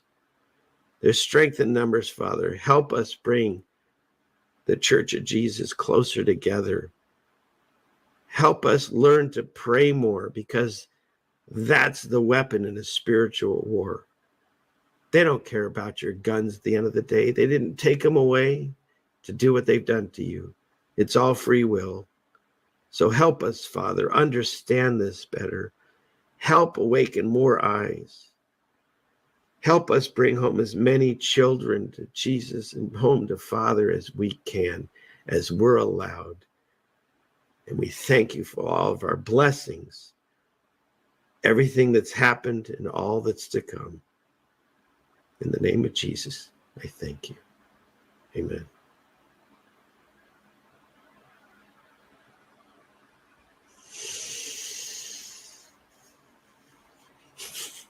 That's all I got in the tank. All right, I love you guys. I got to play the outro. Class is dismissed. I'm the satellite.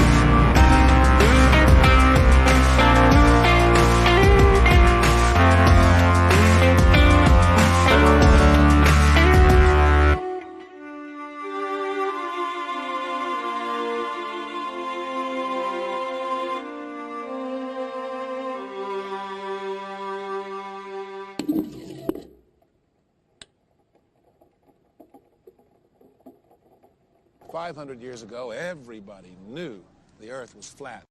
Satellite transfer complete.